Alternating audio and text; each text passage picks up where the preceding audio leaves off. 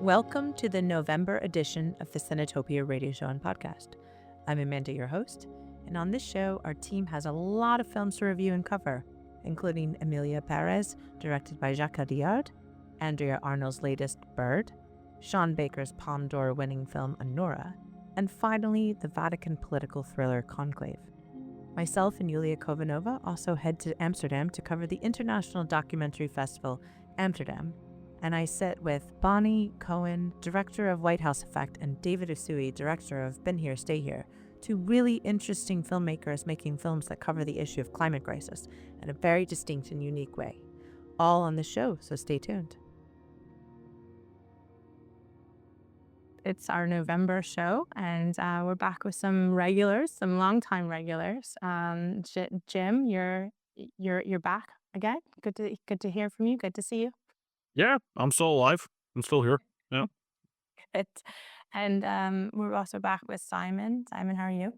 Hi, yeah, I'm good, thanks. It's been a while since I've been on. I checked, and it was March when I was talking about Glasgow Film Festival. Yeah. So yeah, been a long time, but happy to be back. Great. And we're also back with Kat, one of our regulars. Kat, how are you? Yeah, good to be back. Thank you. How are you, Amanda, today? Good. We're all meeting not in the studio this time, or remotely. We're all over the UK and in Amsterdam, actually. So we'll be covering the Amsterdam Documentary Festival as part of this program, mostly in the second half. Just catching, I think I caught 6 or 7 films so far, and I have 3 or 4 days to go. It's a really wonderful festival in a great city, so it's nice to be back in the city. But we are going to talk about films out on general release, and we're going to start with Emilia Pérez, which is out on Netflix, but it got a lot of huge sort of accolades during the Cannes Film Festival. Simon is going to tell us about this film. Yes, so Emilia Pérez initially follows Rita, played by Zoe Saldana, who is an overworked lawyer in Mexico, who gets contacted by this warlord, this kind of cartel lord, played by Carla Sofia Gascon. The warlord wants gender-affirming surgery, so wants to transition, and needs Rita's help to do so and to kind of escape from their life of crime and become a new person, escape from their family as well. So Rita helps her to do this and starts a new life. But when she ultimately has to come back to Mexico, her past life and her current life as a woman conflict and intercede with one another. It's worth mentioning also that it's a musical, kind of, in that it has some musical numbers popping up throughout the drama, to differing effects, I think I'll say. That's all I'll say for now, I think, but I'm very interested to hear what everyone else thought of this. To differing effect. Yes, it's very diplomatically put, Simon. Yeah. I'm not setting out my stall too early. Yeah, I'll set out my stall quite early. I did not like this film. That's not now, as I tend to end up always saying when I have films that I don't like on the show. That doesn't mean there aren't elements in here that I think are good, right? And I'm sure we'll get into them. But there was something about the way. So you put the premise very succinctly there at the start, but there's something about the way that entire premise is handled here. Which just kind of stuck in my craw. It didn't feel like it was being approached particularly. I don't want an issue film. Like, when I say approach it sensitively, I'm not looking for a sort of an issue film, as some people might call it, but it's very. There are elements of the plotting of this film, right? So where you have this this cartel leader who wants to transition. There are elements about how that story is handled and some character turns later on in the film, which I think are misguided at best and are actually quite regressive at worst. And there were bits about that I didn't like. I won't go into it too deeply because I'm sure we're probably going to discuss it and what folk liked and didn't like. There were elements I did like. I think so. I think both of the lead performances are pretty good. The musical bits didn't really work for me, if I'm being perfectly honest. The way it was done, it kind of reminded me the most, in terms of recent films, it reminded me the most closely of, I think Annette is probably kind of the closest one I come across, which I kind of jived with a lot more than this. It did take a bit of a kind of like, settling into the rhythm of it, and I just don't think I ever did with this. And So some no, deeper issues with it, but I think that's kind of the summary level, basically. yeah, I'll just say my first note in my notes document is getting some Annette vibes from this. Yeah, Um, there you go. And I was on Cinetopia to review Annette and did not like it at all. Was I on for that one? I can't remember, because I think, because I'm not normally a musical person. I have the feeling that I was on, basically. I was one of the few defenders of it. I But yeah. remember there were people who really liked it, and then there were people who really didn't. There was a divisive one. I was on Simon's side, I remember. Yeah. So no, it was, but yeah, there was something that this one didn't, on a few different levels didn't work for me, to be honest. I didn't mind it actually, but I think there's issues with the way that the story is being told, and I think it's trying to do too much. And I think that there's what I think, Absolutely. Yeah. picking up on what you were saying, it's I think you wonder, is this film about cartels or is this film about transgender identity? Or and it could definitely be about both, but I think because it's not really like not enough attention is paid to either of them, it doesn't really work. And I think with the musical, like I had literally no idea of, like about anything about the film going in, so that was quite nice. And as it started off with like Zoe Saldana being this kind of, rough around the edges person, I was like, oh, like I got so excited, and I think to the detriment because then it just kind of went downhill from there on. And like with the first musical bit, you kind of think, oh my God, this is going to be a wonderful, like gritty film. And then it's not really that. It just kind of ends up going into like, yeah, these different directions. And then by the end of it, I think I feel like I've been entertained, but Mhm. there's no, like, I didn't feel for any of the characters. Like, I didn't really care enough for them. So then at the end, I think I would just be like, oh, okay. Like a little, it kind of, Yeah. yeah. Yeah, I can understand that feeling, right? Because I think that there were bits that I found well done and entertaining, but I think the issue was they were bits, right? Yeah, So I have two sets of issues with it. One, I do have technical issues with it, and then I've kind of got thematic issues with it. On the technical issues, I feel like the editing is very all over the place. Like it's very hard for scenes to hang together, and it's very jarring the way it goes from one to the other, which it's kind of a mix of editing issues, but also script issues. It's very broken up, and I wonder if that comes from the structure, because it was, it was based on an operetta, is that the right word, that Jacques Audiard wrote, and it doesn't quite work. And to Kat's point, right, it doesn't feel like it ends up said, like you don't really get into much of the cartel stuff and the impact of that, because the direction it goes in is, Emilia wanting to kind of, atone to a certain extent for her actions while she was Manitas, at the start of the film and kind of in the history before the film begins. But you don't really get a huge much of a sense of it, because it's just fighting constantly with the transition storyline and how she's dealing with that, and it doesn't really end up serving either particularly well. I think that's the technical issue I have with the way it's structured. But there's also, I mean, there are other things, and it just doesn't particularly hang together for me. And I think that's maybe why, like, I experienced the same thing that I think Kat's saying there, but I think that's maybe the reason for it, or at least that would be my hypothesis anyway. so sorry.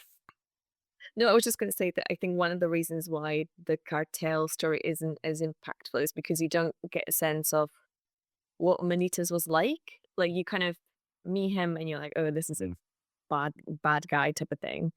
But then I think for you to see the change, or to see him as then, the woman that he becomes, you're like, okay, so what's the difference there? Like, what do you compare it to? And there's not much that you're comparing it to. Like, you get a sense of that, like, I think there's a scene between Selena Gomez and her, I guess, where they talk about, she's like, how is your husband, kind of being a bit sneaky, trying to get some info on what he was like in his past life or whatever. But Selena is like, yeah, like he would like feed me to the dogs type of thing. And you're like, okay, so again, you get a sense that like this wasn't a particularly nice person, but I think for you to feel a sense of, as you were saying there, Jim, like the atonement of like, this is what she's trying to do. It doesn't have anything to it. There's no weight to it because you don't have anything to compare it to, which is a shame because I think that could have been a really well done story and a very interesting way, in terms of technical stuff as well. Like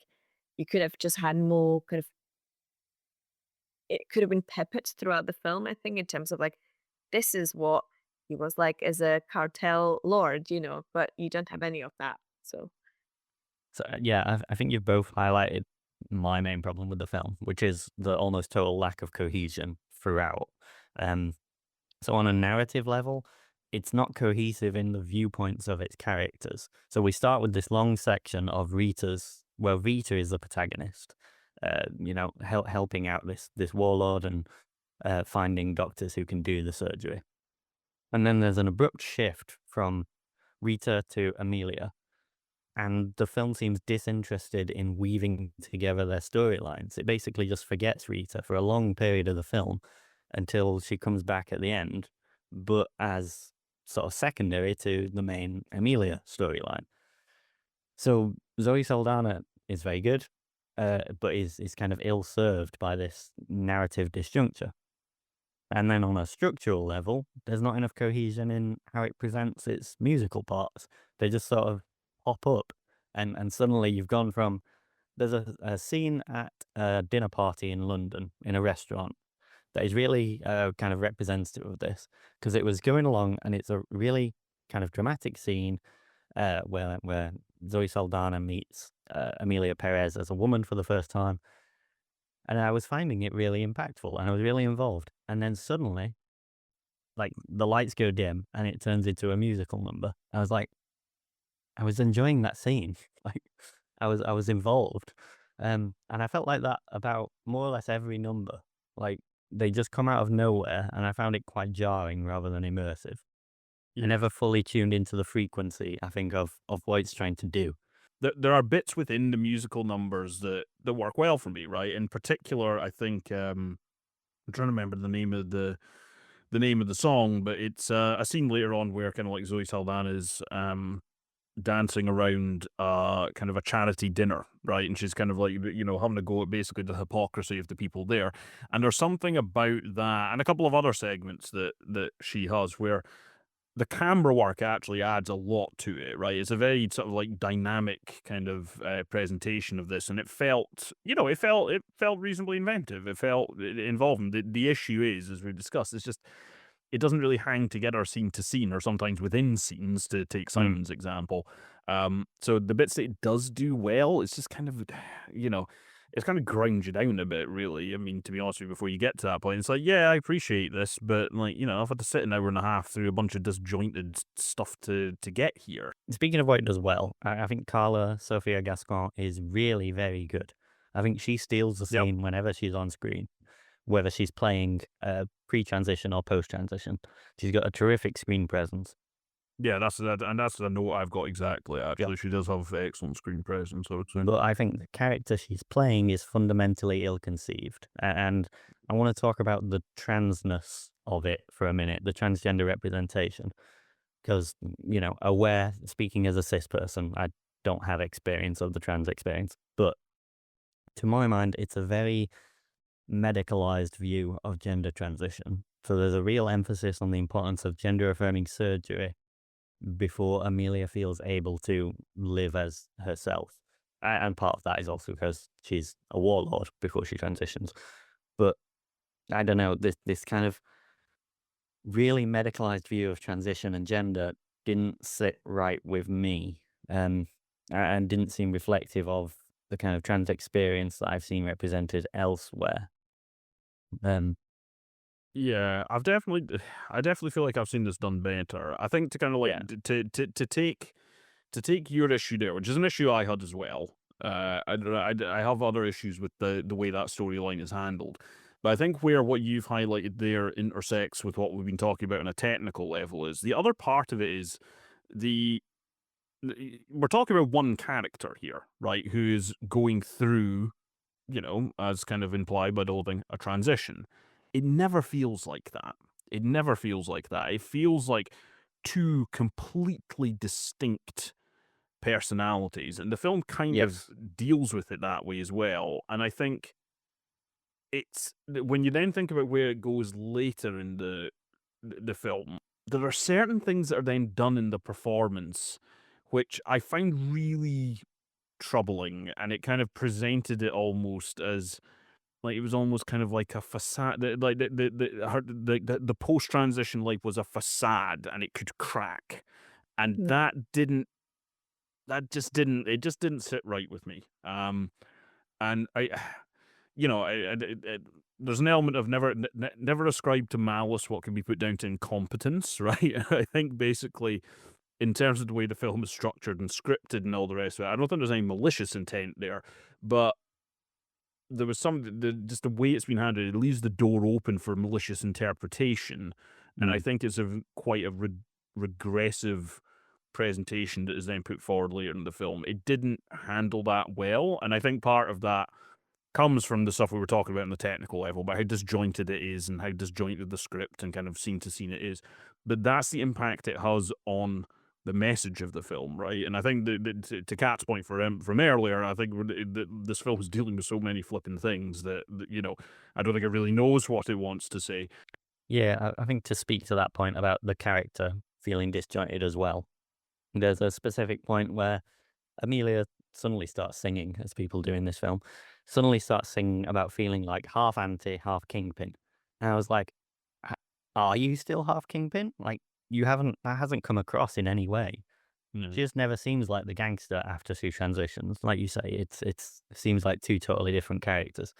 Until the film kind of has to have her be a bit more of a gangster, because that's the way the plot's going. Again, not having any expectations going into it, the way it kind of unraveled was interesting because it was so, and I think like one of the reviews that I read described it as norm defying or something like that. And I think it definitely did that, which was a surprise. And I think in the way that films are put together these days, like that this was definitely something different that you don't see a lot, in terms of the subject, in terms of the actors, like the kind of combination of actors and the fact that it was a musical. And I thought, yeah, I wanna see more of that kind of stuff, but maybe just done a little bit better. Or even if this film was maybe split into two or something, I don't know. Or even if it was like, okay, one part of the film is like just about this and the other part is about something else, then maybe it would have worked a little bit better. But yeah, I think as a conceptual kind of idea, I did enjoy it, and I enjoyed the kind of ride, even though obviously, as you said, that there are drawbacks to it. Yeah, it's definitely unique, and I can imagine if I was at a film festival and I'd sat through a load of other films and then this came on, I think it'd be a breath of fresh air. I think it'd be a blast to see with a crowd as well. Well, you want a crowd that would give it a standing ovation for exactly an inordinate amount of time. Yeah. I said to my partner before I started watching it that this gut kind of standing ovations at Cannes, so I have a bad feeling about this. The same way I feel when Peter Bradshaw has reviewed a film positively.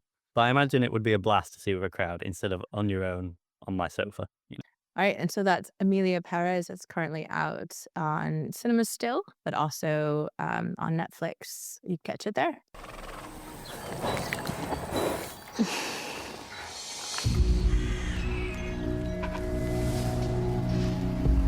I'm burned. Who are you? It's none of your business. I don't care about your dream. What do you mean you don't care about my dream? You don't care who you love. You're used to sorting it, aren't you? Taking care of things yourself. You don't care who you love. It's beautiful, isn't it? What is? The day. Who you love, who you love. All All right, so the second film we're going to review is Bird. It's Andrea Arnold's latest film, social realist, magical realist film about a young girl named Bailey, played by Nakia Adams. She's a 12-year-old girl who lives in quite a grim situation, a slum building with her dad, played by Barry Keoghan, and her half brother. And her dad, who's referred to as Bug, is about to get remarried, and this kind of puts Bailey on a sort of quest to go away. She's not happy, but somehow in between all running around northern Kent, which is where this film takes place, she runs into a character played by Franz Rogowski, a very playful man in the woods in a field, and he goes by the name of Bird. So the story really builds upon this relationships that Bailey has with her brother, her half brother, who is in some vigilante group, and her relationship with Bird, who helps her through a relationship with her mom, who's in a very terribly domestic violence situation, and her relationship with her dad, Bug. And I'm curious to see what you guys think about this. I know, Simon, you say you like Andrea's films, and I know, Jem, you have in the past. We reviewed Cow, which the more when I think of Cow, I just start to cry. But we reviewed Cow on the show a couple years ago. So let me know what you guys think about this film. I really love this. I think it's a really just big-hearted film. I think it's really kind of affirming of life and nature. There's this really strong sense throughout of kind of societal collapse and kind of Bailey living among this society that has collapsed. England has kind of fallen to some extent. It's kind of a representation of a dying England, at the end of the world. There's kind of brief flashes of climate disaster when there's wildfires appearing on a projection screen and stuff. And it really feels like, England is dying. We're at the end of something. But the way it intertwined that with this kind of nature reclamation, this kind of spirit of the woods, Franz Rogowski has this kind of fey, bookish figure, this spirit of the land, representing something older and something coming back to life.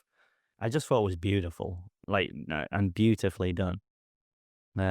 There's a book by Zoe Gilbert called Mischief Acts, which this really reminded me of, in that kind of nature theme, nature returning theme, but also because it's also based in Southeast England. And I just think all the performances are great. Like Franz Rogowski, I could watch in anything, and he's fantastically kind of mysterious in a magical realist way in this. Barry Keoghan's doing great work as Bug, who's kind of unlikable but turns to become a very likable figure by the end. In fact, it's saying that no one is a bad guy in this film. Towards the end of the film, I think it's someone says to Bailey, no one's no one, which I thought was really nice. Made me cry in the cinema because it's such a beautiful message of kind of human life, the importance of human life, even amidst this kind of dying world that they inhabit. So I just loved it. Yeah, I also got a lot out of this. So I'm a big Andrea Arnold fan, and I think in terms of recent history, I was one of the sort of, I don't want to say apologists because I don't think it was particularly badly received, but I did champion of her version of Wuthering Heights from a few years ago. I really thought that was an excellent film that doesn't really get spoken about much, and I worry it will never be spoken about again because it's there's the other adaptation that's going to be coming soon enough. Emerald Fennell. Yes, that's it. Yeah. Who previous listeners of the show will know I do not like as a filmmaker so far. But so that's that's my sort of with my biases out of the way. This film, it's a little bit different to some of her previous stuff in the sense that I think she's been viewed as this slightly sort of Lochian filmmaker to a certain extent. If you think about things like Red Road, Fish Tank, and actually that's kind of the sort of vibe she brought to that Wuthering Heights adaptation, at least as far as you can with the kind of the setting and the story there. I think what's different about this one is it does have those magical realist elements to it, and it brings a sort of, to me, it brought sort of like a lyricism to the rhythm of it, which made it, I don't want to say more interesting, because it's not that our other films haven't been interesting, but it shows a versatility and a range that I think shows what a good filmmaker she is. I think that pairing of her as a director with Franz, have we determined it's Rogowski or Rogowski? We'll go with Rogowski. The pair with him, I think, is also a good one. There's something I love him as an actor. I think he's. I became aware of him when he was in Transit. And then I think the most recent. I haven't seen his like a couple of most recent films, but the most recent one I have seen was Passages, which again I thought he was absolutely superb and I really think it's a beautiful performance here. There's something about him as a performer where there's like just a gentle sincerity there is kind of what I've got written in the notes. There's something about kind of like the way he smiles, and then when you then get later into the film where kind of like these magical realist elements become, very explicit as opposed to just kind of, gently coming in, it's set it up like superbly such that you kind of go with it, right? Because I have no doubt there will be some folk who go into this film looking at the setup, Arnold's history as a filmmaker, and some of the comparisons that you could make to other filmmakers, and will have certain preconceived notions about how this film's going to go, and they might not take that kind of like, so I don't want to, it's not like a sharp turn into kind of like more fantasy elements, but it is, it is a diversion from the path that the film kind of starts on. And I kind of want to echo what Simon said. I think he put it all really very well. But there's something about all those performances that just work really well. I also like the script. The way that it's like Barry Keoghan's character Bug, as Bailey's father. That I found an interesting way it was presented in the script, because he's kind of set up at the start as being, perhaps abusive. That's kind of like the way he's introduced. And, I don't think anybody would come out of the film thinking he's kind of like, a stand-up pillar of the community or anything. But I think the sympathy that empathy rather, that it brings with multiple different characters and viewpoints in the film is one of its great strengths, right? And he comes out of it looking quite different, not, very flawed, very, human being who has a lot of character flaws and negative traits, but you do have some empathy with pretty much everybody you come across, with the exception of one main character that I can think of. But yeah, I got a lot out of it. There's a lot to like here. The performances are great. I think her directorial approach is great. I think it represents a kind of development of her viewpoint as a filmmaker, which I find really interesting, and I think she's carried off superbly.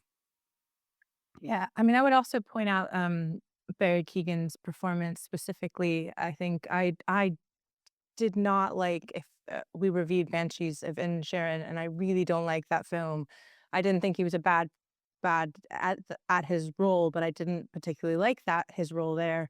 I know, as you mentioned, Saltburn is not the favorite of this team here, but I do quite enjoy Saltburn, and I did enjoy him in that, and I did like the reference. Did you catch the reference? Yeah.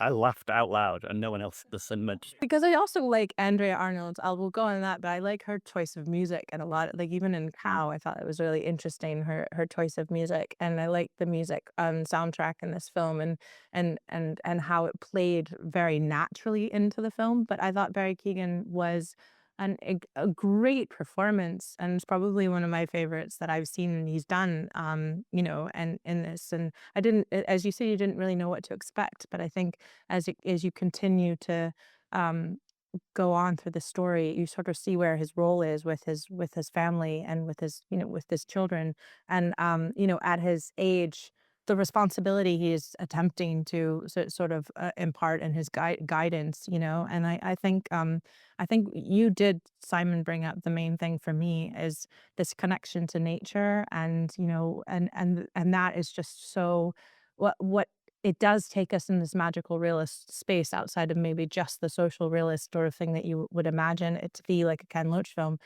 But it's what's so captivating about this film and what makes it so intriguing and interesting and every way in which it was shot in that way. So I mean, I think all the performances were great. I think the Bailey Nakia Adams, that role was really good. She did a really great job as well. But I thought I was particularly taken with Barry Keoghan having not had that experience in previous films. So I think the interesting thing about Barry Keoghan's performance is actually, like, I think I actually got a slightly sort of like heightened sense of how good his performance here is, because you do, and to a certain extent, it's because you don't really question kind of his role. And basically, the last film I saw him in was a film called Bring Them Down at London Film Festival. And what's interesting about that is he plays the son of I don't know if you know the actor Christopher Abbott, right? He plays the son of somebody who's kind of like ages, like Christopher Abbott's played slightly older and Keegan's playing slightly younger,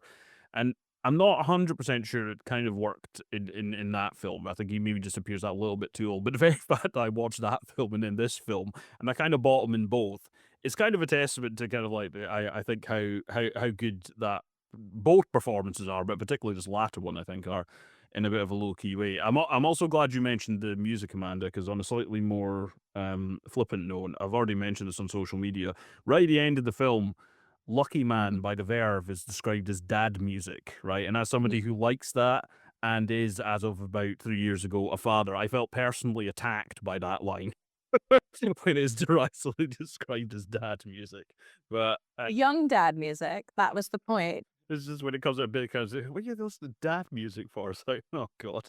Oh, No, I was particularly interested in the soundtrack, partially probably because it is very, it's of an era that I listened to a lot of that music. but no, there was a lot I like about it. So, and that connection to nature that I think you both brought is really good. Is really a key part of it. And I think the key thing is it allows that transition into kind of like the slightly more fantasist elements later seem.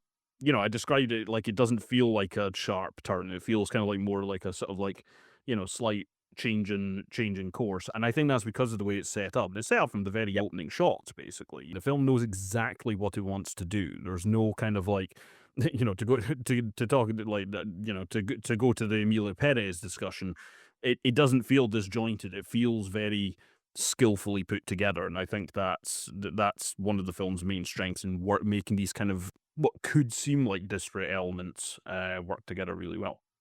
No, yeah, to pick up on that point, on Amanda's point about the connection to nature, you really do feel it from the first scenes, from those early scenes. You feel Bailey's kind of yearning for the natural world outside of this urban environment, suburban environment that she feels kind of trapped in. She's escaping to the few green spaces around her and escaping through kind of iPhone footage of gulls, of bees, of horses. And so it feels all of a piece when this figure appears to her, this Franz Rogowski figure, who is kind of this representation of the land, of nature, of something that has been lost, something dormant that has been brought back to life. I was just going to say, did you notice as well, there's kind of interesting imperfections at the edge of the frame of the film. Yeah. So the film appears to crack at the edge of the screen. You kind of see the spindle grooves of the film at certain points. I thought that was really interesting, and I couldn't say what kind of thematically it has to say, but I kind of liked it as a stylistic choice. Yeah, absolutely. I did notice, it was quite, I just noticed how beautiful it was shot and how it was able to take very grim housing situations, but also these, birds and land and, horses and stuff like that, which then reminds me a lot of Cow, which I think, when we talked at first, when I was seeing this, I was going to say how, how different was this from a documentary about, following a cow. But there are these similarities on how she films animals and how, we talked a lot about like anthropomorphizing of animal, with the cow. And in this case, I really just think it's a different way of filming animals and now with this story blending like the the family and the young people in this with the animals and their relationship, and obviously ultimately what happens, which we won't give too much away of. It's just it's a really unique take on filmmaking and something I hadn't seen before. I really liked this film a lot. I wasn't here for cow, but I never understood that criticism of the kind of anthropomorphizing of the cow, which I saw from other critics. For me, it was kind of a post-human representation of the cow. The cow is a living being with kind of equal dignity and equal status to humans. And it's all Kind of the animals. point. Yeah. Yeah, exactly. This post-human way of looking at the world where humans are not elevated to this lofty status. And I think you feel that here as well through the representation of the animals and nature, as we've talked about.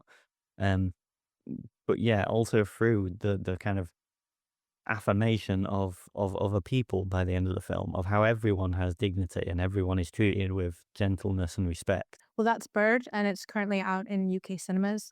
Check it out if you can. Hi, I'm Annie. Hi, I'm Annie. You don't have cash? Let's go to the ATM. We would go chill out in a private room. I got a kid who wants someone who speaks Russian. My Russian is terrible. I can't even roll my R's. No. Я просто хотел тебе предложить. Ты хочешь быть эксклюзивно со мной? 15. Cash up front. Deal. Deal.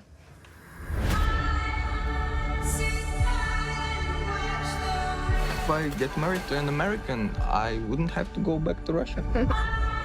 Okay. So who should marry? And do you, Anora, take this handsome gentleman to New York? Да я был с ним 2 недели назад буквально. Он не женат. Well, you did tell them, right? So the next film we're going to review is Anora. Won the Palme d'Or at Cannes, and it's a Sean Baker film, and Kat is going to tell us about that film. Yeah, so Anora, who is our main character, she prefers Annie, but yes, Annie worked in a New York strip club when Vanya or Ivan, the son of a rich Russian oligarch, comes in for a dance, requesting someone who speaks Russian. Annie and Ivan end up on a kind of rom-com journey to a happy marriage in the space of a few weeks. Ivan's parents are embarrassed by his choice, and before they can get to New York to tell him off, the youngsters are visited by the family's, I guess, so-called thugs, or kind of quote-unquote thugs. This is kind of raw, somewhat realistic journey to divorce the young couple, and that's where we begin, and that's the kind of rest of the film. So I read that the film is split into kind of 3 different sections, which is a good way of thinking about it, because it kind of is. It's got a different tone to it, I think, as we go through it, and especially the first part, you're like, how is this going to go wrong, type of thing, where Ivan and Annie are kind of getting together, and it's all beautiful and lovely, and then things kind of start to go wrong. Yeah. But I think it's got a really great pace as a film. Throughout, there's no point where you're like, oh God, what's gonna happen next? Like it just whacks. It kind of keeps your attention. But I think what's the best part about it is that these thugs are not actually thugs. These are people who are employed by this like oligarch family, and they're just like doing their jobs, and they're normal people. And there's a point where this is the kind of first turning point, I guess, of the film, where they visit the young couple, and they're like, "What is this? You need to get your marriage annulled and all of this stuff." And then you kind of see where this could go really, really wrong really easily, where they kind of, there's an interaction between Annie and the thugs, and she's kind of screaming, and then she gets, tied up, and it's not really spoiling anything, but you kind of like, yikes, is this going to go really horribly wrong for Annie? Like, bless her soul, what's going to happen to her? But actually what I like is that the film keeps it quite real and quite grounded, and so it's never too outrageous. You never kind of feel like it takes you out of that suspended belief, I guess. You're like, no, this could actually happen. And it's funny. It's there's a lot of moments where there's a lot of kind of mundane stuff that the people are going through as they're kind of trying, they're going through New York, trying to find Ivan and all this stuff. And it is, I guess, action based, but also they're just kind of like people are hanging about and like driving to different strip clubs to try and find Ivan. And those moments kind of are the core of the film, and they make it so enjoyable because it's so fun. Because all the different characters are really different, and they're just trying to get a job done. While Annie is just really, really fucking annoyed with everyone, you know? Coming from absolutely loving the Florida Project, really liking Sean Baker's work, I'm from Florida. Like, I think he has this ability. I mean, we can talk certainly about like how he represents, certain communities and whatnot, and how important that is for sure, because that's a huge part. But he also represents place so well, and I think with the Florida Project and that conversation around hidden homeless, it's the kind of Florida that you don't think of or you don't see. And for this, someone who had lived in New York for 14 years, like I love like off-season Coney Island. It's like a Morrissey song for me. It's just like gray and weird and strange. And I actually filmed a wedding in Coney Island, like I think off-season as well. So like I really, really love like Coney Island, Brighton Beach sort of vibe, but I don't necessarily like that's not like where I spent most of my time. So I think we got into a world of like New York, and specifically in this sort of Russian sort of immigrant like world, and just delved into it, and not just Russian, like Armenian, and so I was really fascinated by the use of space and place, and like getting to know. For some reason, I did think it was all in Vegas. I didn't really like know enough to know it was. But I was really fascinated by, that kind of taking us on a journey of these characters. And I think you also said as well what you said about like the three different parts of the film. It really, I wasn't expecting to be like in this sort of cast of character like journey, on search for this like nutty, like rich kid. That wasn't my expectation when you're first watching the film, because at first it's a little bit like a nouveau, like, Pretty Woman, because there's even like haunts to Pretty Woman at the very beginning and stuff. And you're like, oh, this is a new modern tale, with a stripper. This is interesting. Um, but then it just goes on this completely different path. And then I think I read somewhere someone saying this, but I think what's so fascinating about this film is how the characters, like Annie is always the important character, and Annie's somebody that like you feel for, and you also like are rooting for, and like happy, she's standing up for herself. But her the thug, as you say, what is it, Yura Borisov or whatever, who becomes, he's a side character, and then you start to watch him become much more of an important character, because he listens and he pays attention. And the fact that you're watching him pay attention, the whole dynamic is absolutely fascinating. And it's one of my favorite things about this film, which then ultimately, I won't give the whole thing away, but ultimately he becomes much more of an important character in the film. But I just absolutely loved the story arc in that way. And then, like I said, I just really loved the sense of place. Like I made me really want to go back to Coney Island, like, and Brighton Beach in November. Yeah, and I think they did film some of the scenes, like, kind of, there was there's one restaurant that's quite popular, apparently, that's like totally kind of Russian, Tatiana, I think. And they go in and they try and find Ivan, they speak to a bunch of people, and apparently they just kind of went in. There wasn't like, now we're going to shoot this, which I think adds to the idea of kind of just as they run around the city. That's kind Yeah. of almost as it happened, which I think adds to it. And I think you're right, like, having that sense of space that is the different type of New York that you don't really see. It's just kind of, yeah, I think it just, again, makes it a lot bit more realistic in that, oh yeah, this is how people actually live it or experience it, rather than the kind of, the main attractions that you would normally. I think like one thing that we did talk about, because we did see it with a bunch of friends, that came out of the film was the kind of bonding experience of the group. Like you have Annie and then you have the three thugs, I guess. But you really do feel like they go, like, Ivan is somebody who's kind of the main character in the first third, I guess. You kind of forget about him, which is quite nice because he's a bit of a dick anyway. So you don't want to, you want to spend too much time on him. But then the fact that this random group of people that has been kind of pushed together is such a perfect scenario for this wonderful kind of, again, like journey and the way that they interact and and they're together for like maybe a few days, two days or something. But you see how just being pushed together, they start interacting, but you kind of start liking the thugs as well because you're like, these aren't just people, and you kind of start relating to them. And I think it's something magical that happens as you go on that journey with them. You feel like you want to be part of that group almost. And I did appreciate that. I think that's what made it fun.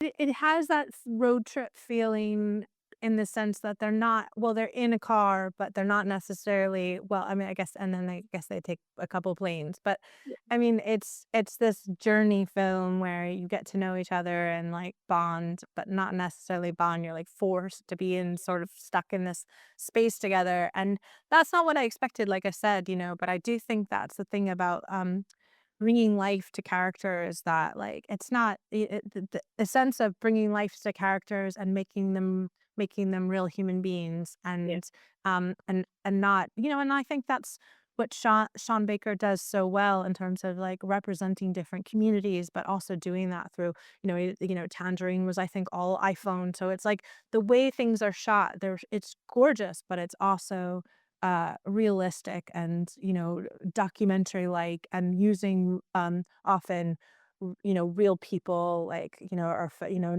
non-actors, and but this is kind of like a new version for me of a Sean Baker film, something I hadn't seen, something, like I said, that I thought was funny, something that a community I don't necessarily know too much about, and but I was really intrigued to experience.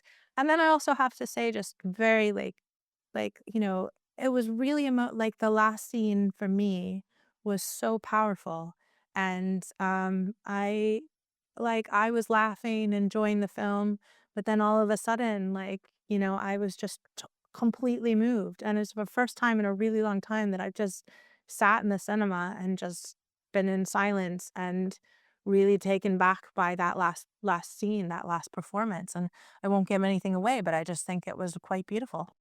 Yeah, 100%. And I think it really ties everything together because it is, as it happens, you kind of think, what is, you're on Annie's side where you don't quite know what's going on with her. You kind of feel like this is, despite of the kind of fun that you're having as the viewer, you appreciate that this is serious stuff. You know what I mean? Like she is there is a threat to her life almost. Or I think that's probably how she sees it anyway. So then I think the ending, and again, not trying to give anything away, but it's a reminder of the fact that if you actually gone through that, you would be screwed. Like you would not be doing well, kind of thing. So I think it just reminds you of like the weight of the situation and what's actually happened and what that means for her and all of that. But I like that it's not, as you're going through it, you're not reminded of it. It's only at the end that you're like, oh, actually, this is not just a fun road trippy type of thing. You know what I mean? This is serious. Yeah, I think it worked. Yeah, and to be honest, anyone who's listening, I would say go and see it. I think it's such a worthy film and like one of the best films of this year for sure. And also what you were saying about having non-actors or kind of actors that are not particularly known, I think it really adds to the enjoyment of the film, just seeing different kinds of faces that you're not used to, and you kind of you get to really know them and observe the little kind of marks that they have, or like Mikey Madison's lips are just so, I don't know, just I just couldn't stop looking at the entire film, and there was something, it just really added to her character. Or one of the main thugs has got like a big kind of birthmark on his face, and that is just like a little detail that you kind of drawn to because it's new and you kind of want to familiarize yourself with that throughout the film, and I quite like that process. So it's not what I expected. It's not overrated. I would almost even say, I mean, I don't know if it can be underrated if it wins the Palme d'Or but it's well deserving of it. I think, I've seen a lot of those Palme d'Or winning films of, we've been reviewing them over the years. And this one was really, really, really lovely. And so I was really happy, that Sean Baker got it. And I hope that it continues to get the buzz, leading up to the Oscars as well. Yeah, for sure. Yeah. And definitely a film that stays with you as well, I think. I think that's a good measurement of whether a film is good. And yeah, it's just nice when you kind of keep thinking about it and you keep going back to the different scenes and you keep just wondering about that world, I think. Yeah. What did it feel like? What did it look like? What did, all the different lights and all that stuff. Yeah. Please. Yeah, absolutely. Well, that's Anora, and hopefully you can check it out in a cinema near you. And on to the next. The Pope is dead. The throne is vacant. The conclave begins now. We're about to choose the most famous man in the world. And 1.25 billion souls watching.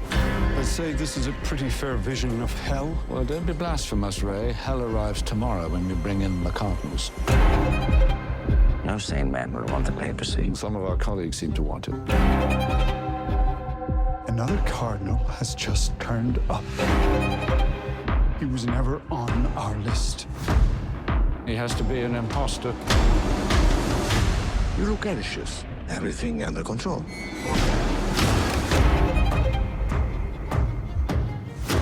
Where did you get this? The Holy Father was spying on all of us.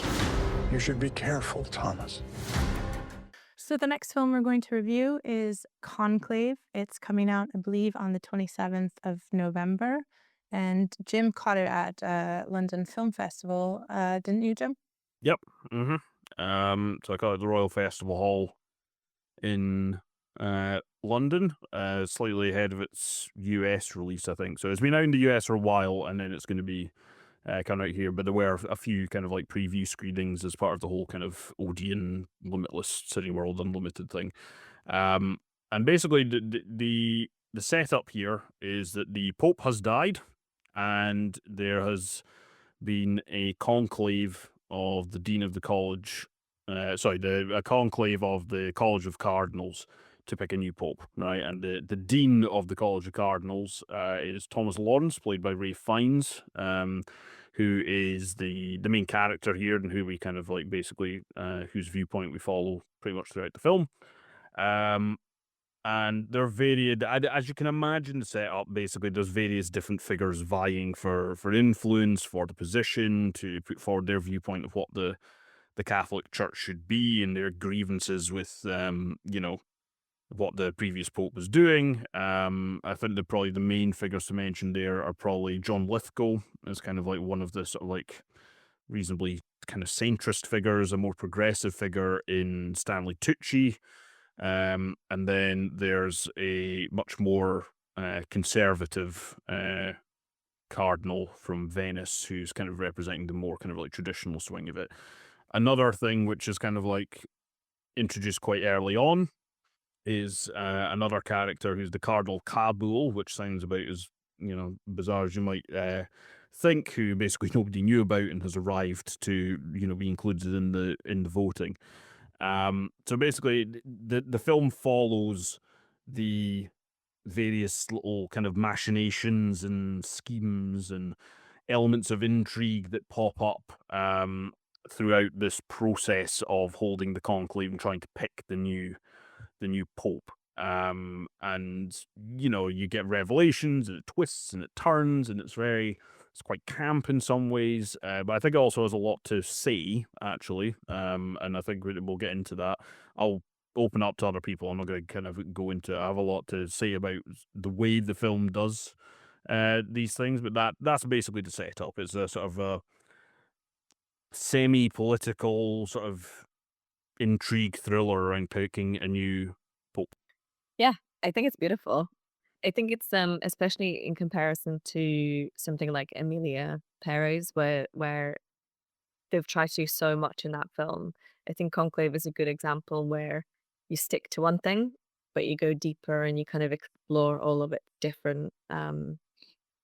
So I think what they've done really well is that they've kind of set up the film in the kind of physical limitations of where it takes place. So kind of in the insides of the conclave and the kind of Sixteen Chapel where they do the voting, and then in the kind of place where they live. So you're really in it. You feel like you're part of the process, and you're really intimate, especially with Ray Fiennes' character, I think, and you kind of hear him breathe throughout the film, which I think is a really nice. I'm unsure whether that was a conscious decision to kind of add it in, or whether that was something that Ray Fiennes just is a loud breather, and they thought they added, it added to the atmosphere. But I thought that worked really well. So yeah, visually, I think it's really stunning. You're hooked within the first 5 minutes. I think it's like, as a topic, this couldn't really be further from what I'm interested in. But it's one of those things where as soon as it started, like I'm in. Just tell the story.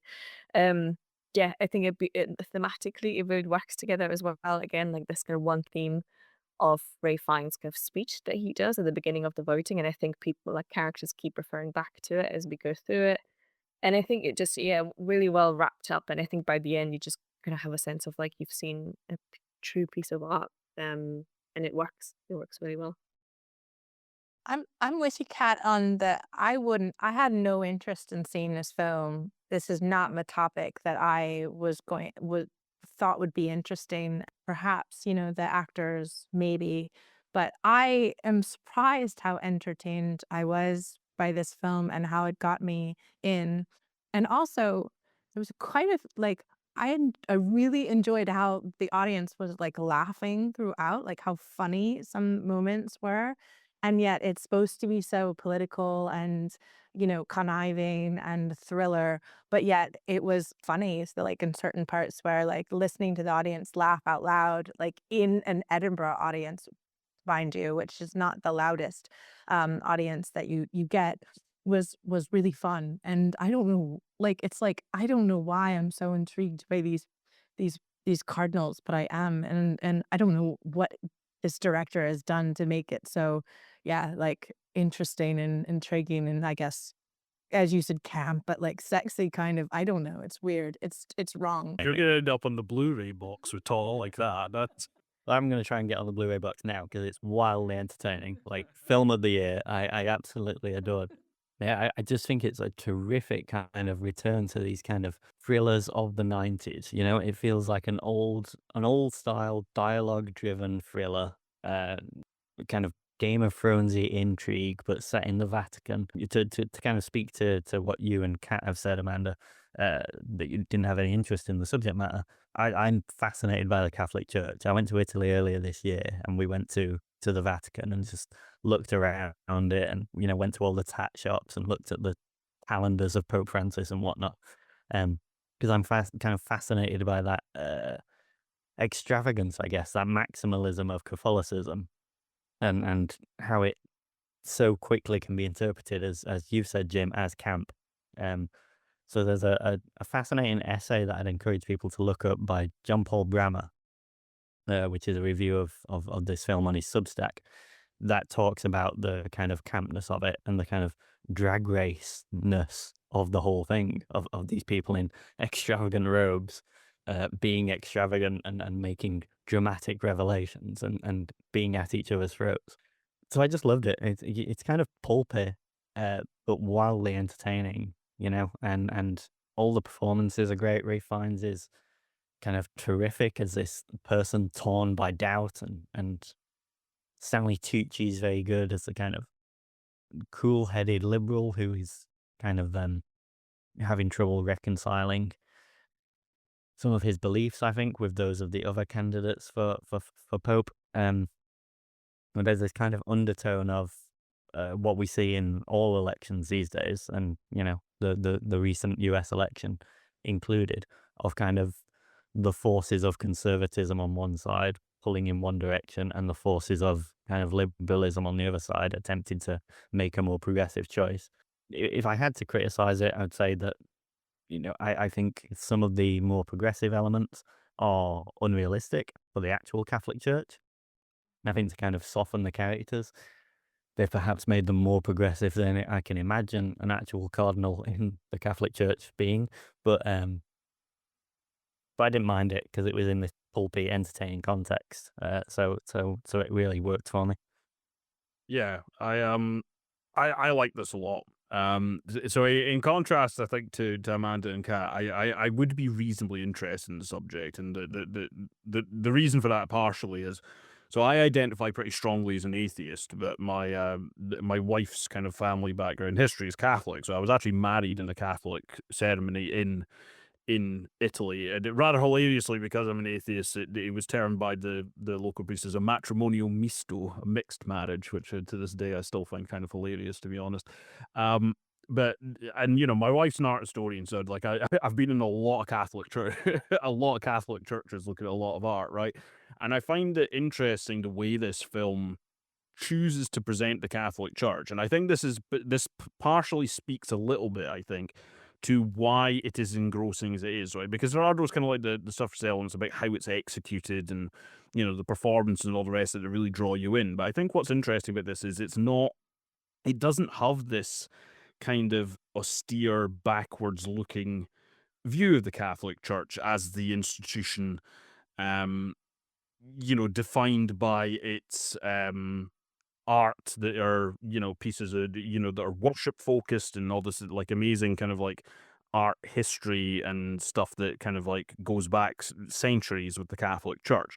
It is presented as a dysfunctional modern institution. Like I find it quite striking that for the most part, right, most of the scenes do not take place in kind of like fabulously ornate Catholic church or the Sistine Chapel, right? Obviously it does, but like there are elements there, but the majority of it is taking part in these kind of like very grand seeming but kind of like quite austere, harsh, almost brutalist seeming apartments that they're all staying in, right? So it's kind of like it's taking a step back from the typical iconography of the Catholic Church, really. The kind of setting and the kind of greyness of it, as you've highlighted there, Jim, reminded me of Tinker Tailor Soldier Spy. Yes, the most recent film adaptation. Yeah. So it's kind of got that aesthetic going on, and it weaves in these little things like, at one point, John Lithgow's character makes himself a coffee, right? And he's drinking an espresso, right? Big whoop, a cardinal in Italy drinking an espresso. But he's made it with a pod machine, and it's very kind of like in center frame. And you've got this other Italian cardinal who's like always sucking on a bright red vape pen, and little thing. Cardinal Tedesco being iconic. It's exactly right. His little vape. And then there's another one where they're all sitting waiting to get ready to go in for their kind of like kickoff thing, and one of them scrolling on their smartphone. And it's just these little touches that kind of like set it up as this is not the Catholic Church, with let's get Latin chanting going. It's presented as like this is an institution of the here and now. And what that then goes on to say in terms of the battle that then goes on, it just paints this picture of an institution which is trying to wrestle with, more progressive ideals against more traditional ones, and how those are expressed and what informs those viewpoints. And that to me was what kind of like really hooked me in, made it intriguing. It wasn't doing this kind of like very, backwards looking view of the Catholic Church. It kind of used it as a cipher for modern institutions and their inability to deal with the challenges that face them. And I think that to Simon's point about like some of them seeming maybe more progressive than an actual cardinal would be, I think that's maybe where that comes from, because to set that up is it maybe requires that to a certain extent. And even the way the story goes in terms of like there's lots of hints about things happening outside the walls of the Vatican, like unrest or civil disobedience and various things going on, right? And they intrude, right? They're trying to close themselves off to kind of like stick to their business and go about their business, but like they can't, right? It keeps intruding. It keeps coming in. In fact, Lawrence, Ray Fiennes' character, he actually reaches out to kind of like find information at points. And that aspect of it I found really absolutely fascinating. And maybe it's because of the point in time I've viewed it. And I also know it's based on a novel which came out in 2016, which if you think about this in terms of kind of like, the most visible politics in the world, and US politics is a rather, it's a bit of a seminal year, 2016, right? I really like this kind of like manufactured hothouse they've got, which then uses this, this really well known institution with grand kind of like, you know, opulence around it to kind of reflect a wider concern, but without sacrificing kind of like the actual story you're working. It really works on just kind of like that self-contained narrative really works. But I think if you want to read more into it, as I feel like I have there, I do think it's there, right? It's there in the text and the subtext of the film, and I think that's one of the things that will make this so entertaining right now and also in the future. I think that's what will give this legs and greater resonance for me. Yeah, I mean, I think you all pointed to the idea that it's not about the religion, it's about the politics, and it's about the politics of an institution, but also as an allegory for the politics of countries, and it's definitely timely, you know, coming out, you know, at this time. Yeah, I wouldn't call it a catharsis because I'm still, well, whatever, you know, but it's just so to be able to laugh once after, you know, a couple in the last week has been helpful. It's a political thriller, is much, you know, more than rooted in the real context of what you said. Like, it's probably not as progressive inside the cardinal, you know, we don't know, but I guess, but I don't know the details of that, but fascinating film to watch. It's just a perfect Sunday afternoon film. Like, you could crack this on a Sunday afternoon and have a great time. And I think I genuinely think cinema is missing those kind of Sunday afternoon mid-budget films, you know, these days. Instead, we've got shiny blockbusters that cost £1 million or Netflix films. Well, we're happy that we saw it, and we hope that you see it. It's Conclave, and it's out in the US right now, but it'll be out in the UK cinemas on the 27th of November.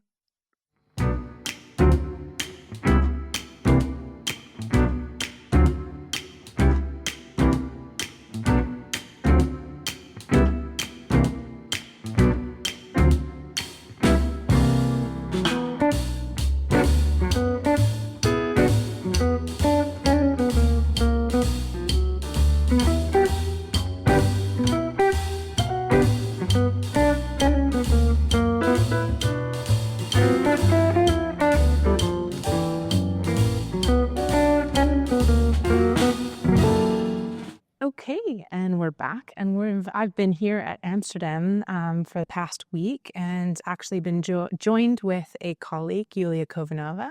Yulia, how are you? I'm great. It's my first time at IDFA, so I'm really excited to be here. Yeah.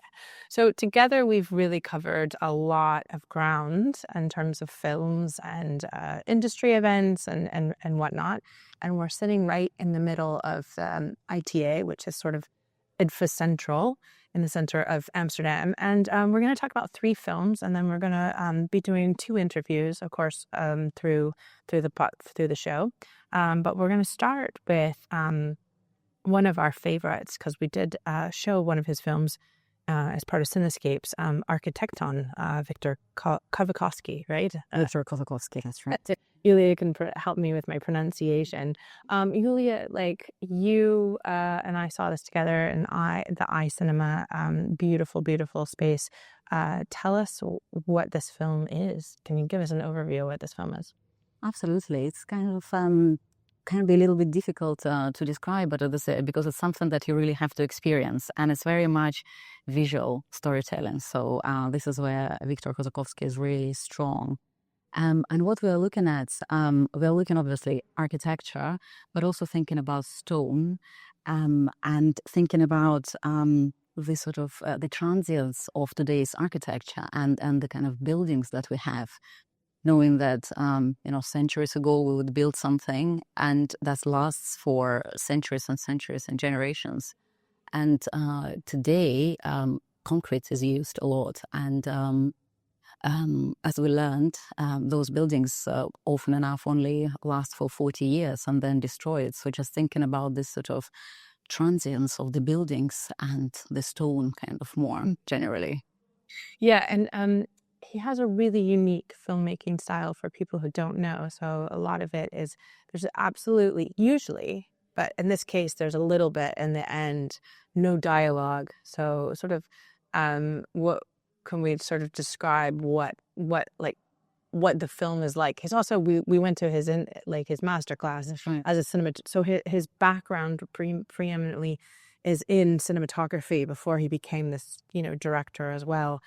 So it's so visual, like with aquarellas now, with water, that was such a visual, amazing.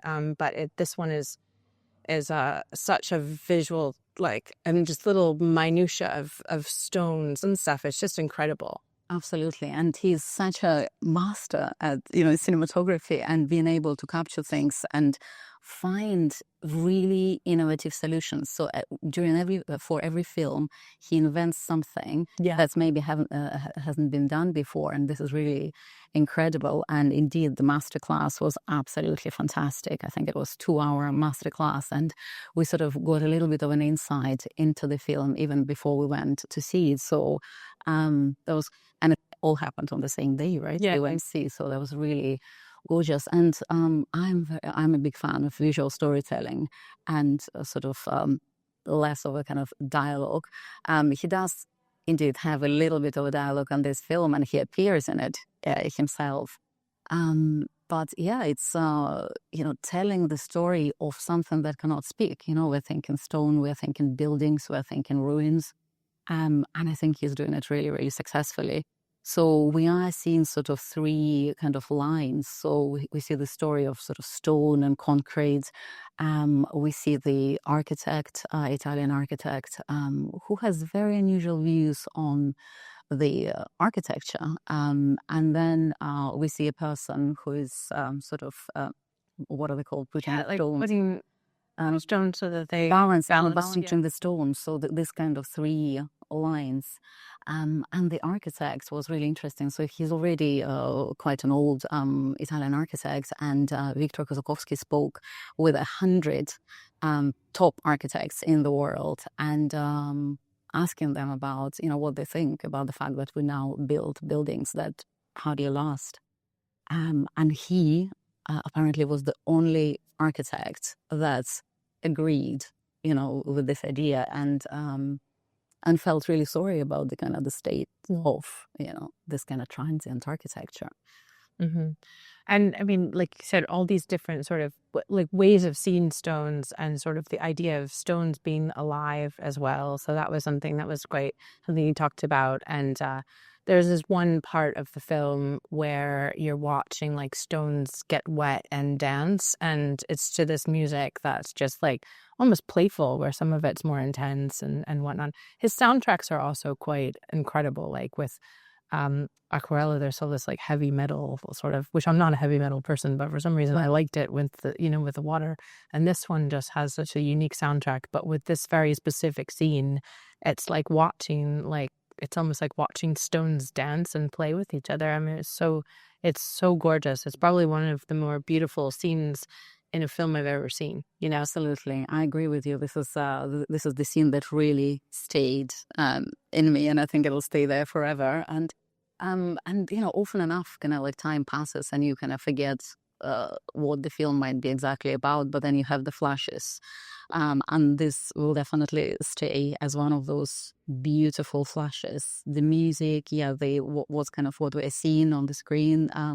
The stones really being alive. There is a scene where stones are being crushed, and I actually saw faces of the stone, and this is what Victor was talking about as well. And this idea of the kind of aliveness of everything around us. So not only thinking about kind of human, animal, but also thinking beyond that, thinking about things like stone, mountain, concrete, these things, and thinking about the aliveness. And that made me think about the philosopher who I really love, Jane Bennett, and her book, The Vibrant Matter, very much talks about how everything around us is alive, and really sort of proves it in a really, really beautiful way. So that film is kind of, shows it visually. Yeah, absolutely. So that film is Architect On. It's it premiered at Berlin. It's originally, and I'm pretty sure that the BFI has the rights distribution in the UK, so it should be coming out at some point in the UK around somewhere. So definitely check it out when you can. And yeah, I would definitely love to see it again because it's a kind of film that you can watch again and again. Yeah, so of course, absolutely. So that's Architecton, and we'll go on to the next film, which we saw together, which was called The White House Effect. And The White House Effect has three filmmakers. One, Bonnie Cohen, who we'll be talking to later on in the show as part of our festival special. And The White House Effect, I would just quickly say is an arc. They called it in the intro an archive verite, I believe, which I thought was an interesting thing. We'll ask them a little bit more about that later. But instead of, we both have seen a lot of environmental films. I saw actually a lot of films around climate change at this festival, and this one really focuses on archive how the U.S. dealt with the climate crisis from basically the 70s till now, but really honed in on a very particular period of time. And I don't think I realized that from the summary at first, but it was the period of time when Bush Sr., so this was, I think, from like 1988 to 1992, had the opportunity to go to one of the first Earth summits in Brazil, and the complication between his sort of internal politics within the White House. He was promising when he was elected to be an environmental Republican president, but as you see in this film, there's just so many there's so much complication, but it's really the beginning of the start of this world sort of climate sort of coming together, like COP26 or COP28. And the U.S. has always been clearly a problem here, and how that has been has it had an impact on global climate discussions since then. So that the film was sort of entertaining and also depressing, as films about climate change tend to be when we're relating to policies that have happened in the last 20 years. But yeah, anything you want to say, Yulia? Yeah, that was very interesting. The kind of this idea of bringing in archive together and putting it kind of to tell a story, telling the story through the archive. And indeed, I think, I guess we were kids at the at the time when it was kind of happening, and maybe not as aware. But it's really interesting to watch the archival footage of kind of the time that you almost kind of can touch, but it's already quite far and fast. But at the same time, it's close enough to kind of to feel and experience it. And yeah, I thought the idea of telling a story through archive. And looking at this specific moment in time was really interesting. Yeah. Mm-hmm. Yeah, I mean, also, like you said, this was a period of time for you and me, and to put our age in the story here, where I was just getting to learn about, the media was, I think that's the other thing that's important, is the media was really finally catching on. There were these people who had started to, started talking about it a lot earlier, and they have obviously, but this is when the greenhouse effect was a real big topic in the media, and that was sort of forcing the White House or the U.S. to sort of respond to, and usually around the time of the votes, they seem to respond, but. It was really fascinating to see, because I definitely remember that period of time, Crossfire and all these shows, and all these people, fighting over, does this exist, does it not exist, and it really became part of the fabric of growing up, and how sort of it formed my idea of what environmental science is. I mean, I ultimately went and studied environmental studies in university, but this would have been 10 years before that, And also, is it environmental studies and philosophy and politics that you were doing, which is very much, what the film is. Absolutely, and how science is perceived or used, for these kinds of reasons.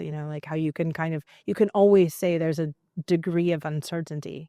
I mean, that science will never be a 100% certain, but the way in which they really do give you a lot of evidence And I think that's something interesting. Like it can be entertaining to watch your, archive footage from the past because, it's fun, or it's nostalgic and stuff like that. But it also gives you a really clear storyline on how and why these conversations are still part of.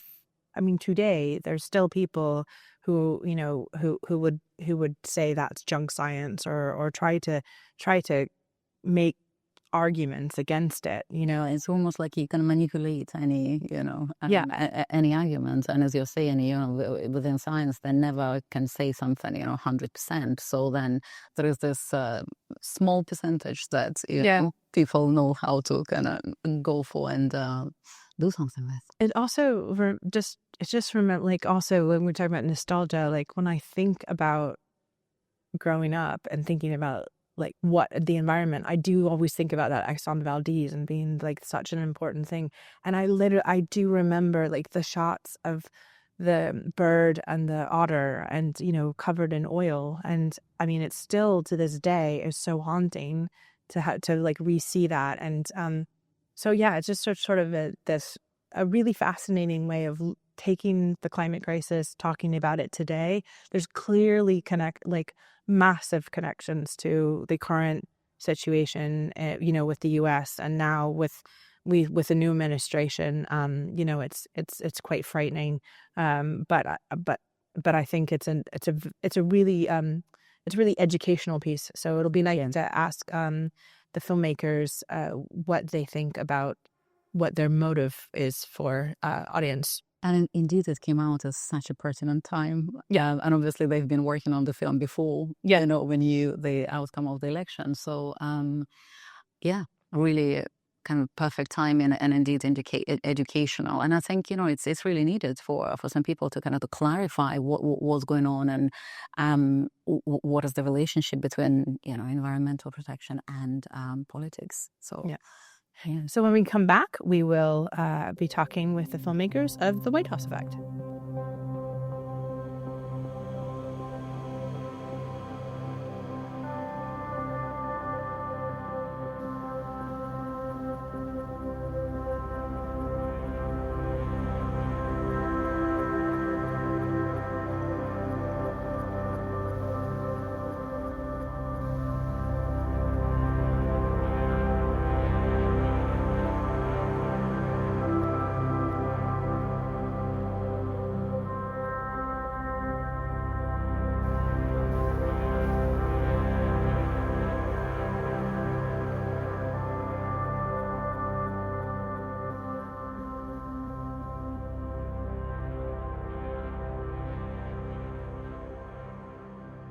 So hi, I'm here with I'm back and I'm here with Bonnie Cohen, who's one of the directors of The White House Effect. That we've seen it premiered. Well, it did it world premiere here or it had its European premiere. It's European premiere here at IDFA. And we got to see it in the gorgeous iCinema, and it really took me back to growing up in watching the news around the greenhouse effect. But tell me, Bonnie, why you wanted to make this film, an archive-based film about climate change. Yeah. So the directing team on this film is myself, John Schenk, and Pedro Cos. We came back for a reunion tour. We made The Island President together. Yeah. And I produced that. John directed and Pedro edited. And the nature of that film called for those roles to break out that way. Right. This film, it's an all-archival film. It's heavily in the hands of the editor.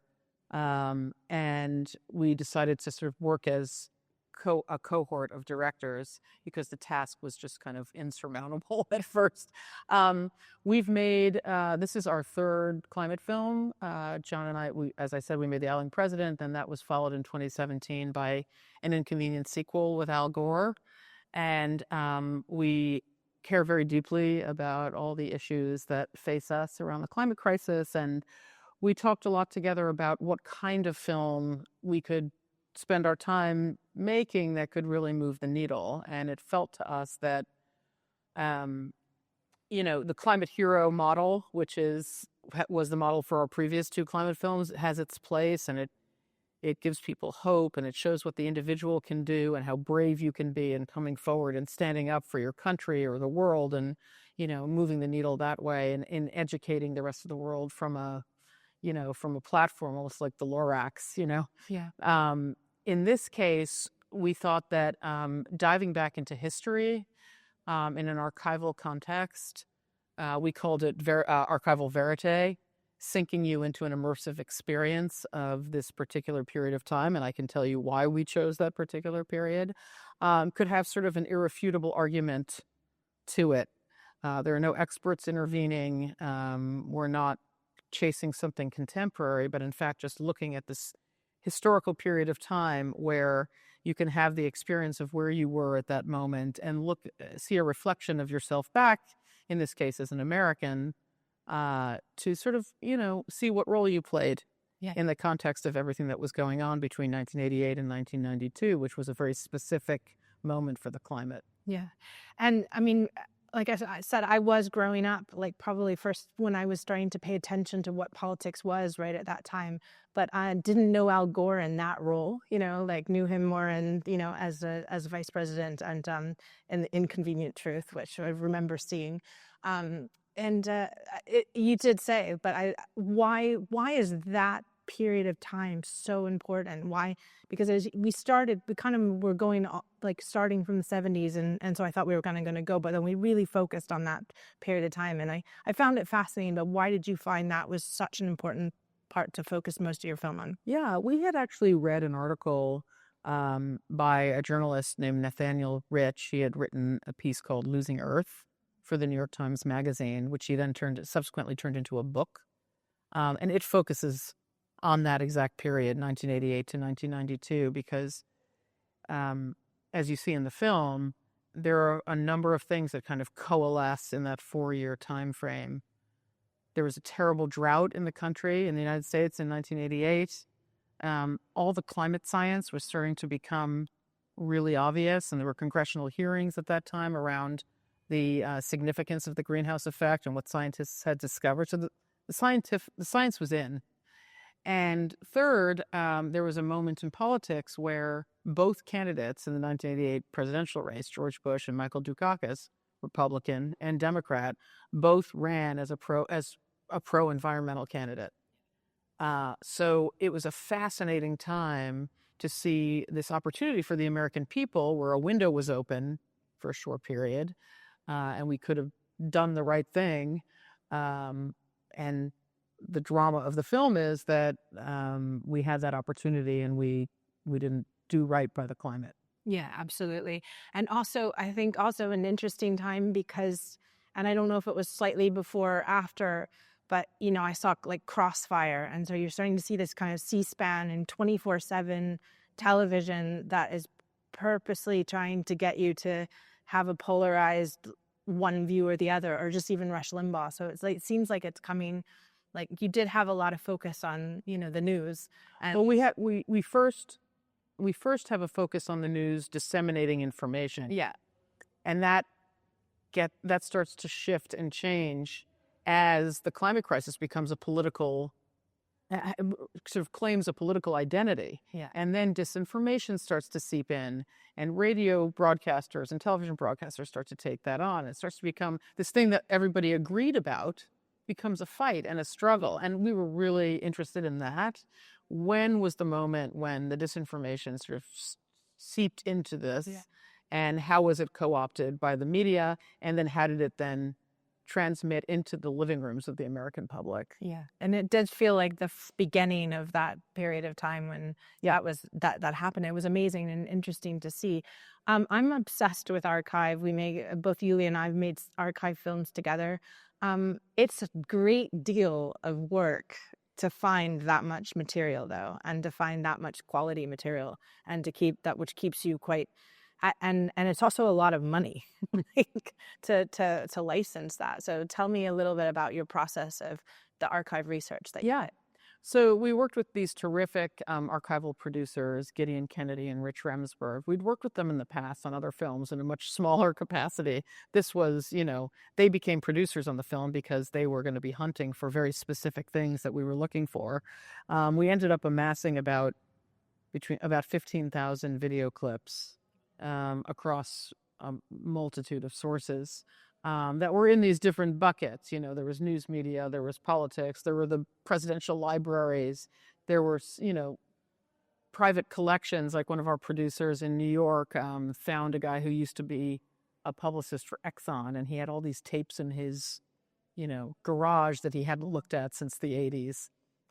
So it was this sort of full court press on behalf of, we had a team of about 8 people that had fanned out to find all this specific material.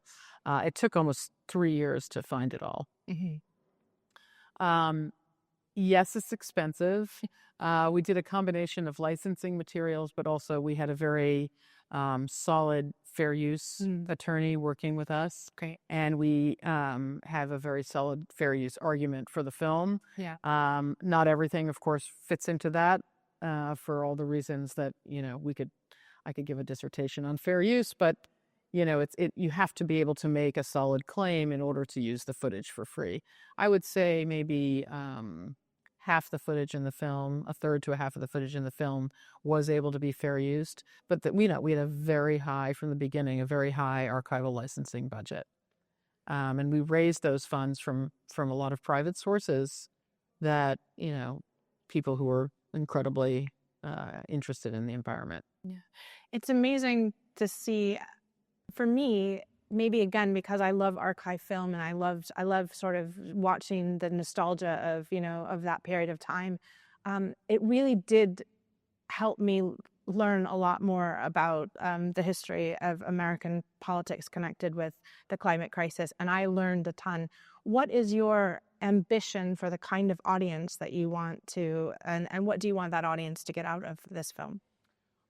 I think that what's unique about this film, and it's something that's very important to us as the filmmakers, there have been a lot of films that point fingers at politicians and the fossil fuel industry and the sort of complexity of the culpability around the climate crisis. We really wanted to obviously own that, but also our deep hope is that audiences see themselves in the American public. Yeah.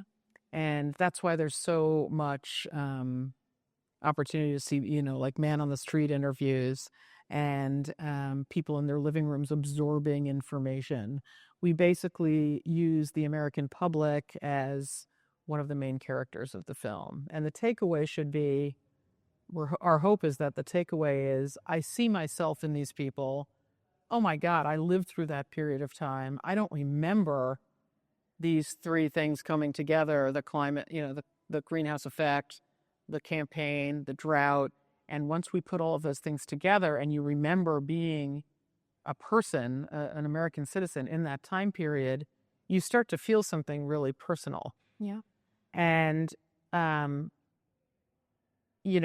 going to continue to live through these periods. We're living in one right now, which is arguably a lot worse, and we're facing a new president, a new old president whose feelings about the environment, as everyone well knows, it's not at the top of his list of priorities to keep the greenhouse effect in check. So our hope is that Americans in particular, but folks around the world, see how important elections are. Your vote matters. What we stand for matters, and it has these direct results in terms of the Keeling curve going up and up and up. And that relationship, that's the goal of this film, is to be able to see yourself in that experience and also see the relationship between your vote and the carbon in the atmosphere just going up. Yeah. This is a much maybe bigger than just this film, but I felt quite culpable and also feel a little bit of despair at the end because it was so long ago, and the footage looks quite old, and I was 8 or whatever. But do we have what positives can we take from this, and what can we learn from this, and how can we move forward by looking at our history from that period of time? Yeah, you're having the desired effect. I think as artists, we want you to feel that rage and that despair, because that creates activism. Yeah. there are different routes to activism. Hope also can create activism, but in the case of this film, it's the rage, and we are very specific about that and how the film ends. But as I say, votes matter, but also the real heroes of this film, I hope you saw, are the scientists, and the way that they keep going and keep going and keep discovering and keep trying new things. There's a sequence at the end of the film where you see, scientists all over the world, up at the North Pole and down in Antarctica, taking measurements and studying glaciers and doing the work to really make sure that we as a human civilization understand exactly what's going on, and how we can continue to seize control and sort of wrest control back from what we've lost. It's inarguable we've lost some things, but there is still a ton of work that can be done to save what we have. That's still the truth. How taking this archive verite, do you have new interest in continuing to focus in on archive and having archive tell this story or other stories, other political stories? I mean, I think it's a really interesting form. I think that this new age that we're unfortunately living in, of sort of confusion about truth and disinformation, we're turning back to history and to archive for these irrefutable claims and these irrefutable arguments. So yes, I think there's really a place for it. It's hard, we were talking yesterday, when something happens in the world and you go to try and find the news about it these days, there are all these different tracks, political tracks that, sort of represent the same event. And as Stephen Schneider says in the film, if you confuse the public about what the truth is, they are not going to know what to do or how to vote. And so archival truth is really significant right now, and investigative journalism is more important than ever. I think those two forms in the world we're living in right now are excruciatingly important for finding the truth, particularly about political stories where bifurcation happens the most. And I'd also say, and so maybe final question, because we're at a documentary film festival, why and how does documentary film play a role in this as well? Yeah, I mean, there's a whole conversation to have about documentary versus journalism. Because there are so many similarities, but there are also very specific differences. Where, I think the White House Effect is kind of both. It is a piece of journalism, but it's journalism plus, because we do have a point of view in the film. We are inarguably tracking for 90 minutes towards a conclusion that we believe in as filmmakers, and that's what we were going for. So artists have something to say. It's, those that have the benefit of being at a documentary festival and hearing and seeing all of these different perspectives, I think are best suited to have a stance on particular issues. I think there's so much of people sitting alone in their living rooms, reading their own news feed, which is basically they're being fed the same information that they've, metriced for. And so coming out in the world and being at a place like this and having the opportunity to experience these stories from particular perspectives, as distinct from journalism, is incredibly important in this time. And coming together, I did a Q&A last night for this film, and it was 12:30 a.m. and there were, 25 political science students. Oh, wow. Just asking question after question. And it was beautiful. So that's the goal. Oh, wonderful. Well, thank you so much for taking the time to chat. Thank you for having me. I really love the film. Thank you so much.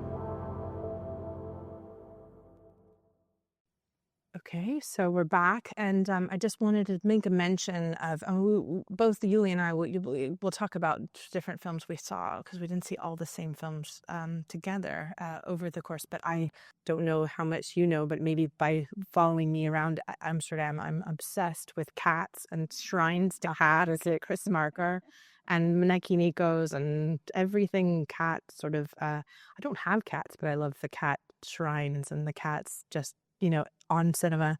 So I watched this film, and also it's from really famous director Kazuhiro Soda that Cinetopia has had, thanks to some previous curators, Ren Skateni, who brought us his work in the past. We've interviewed him, and we've shown about 4 of his films in the past.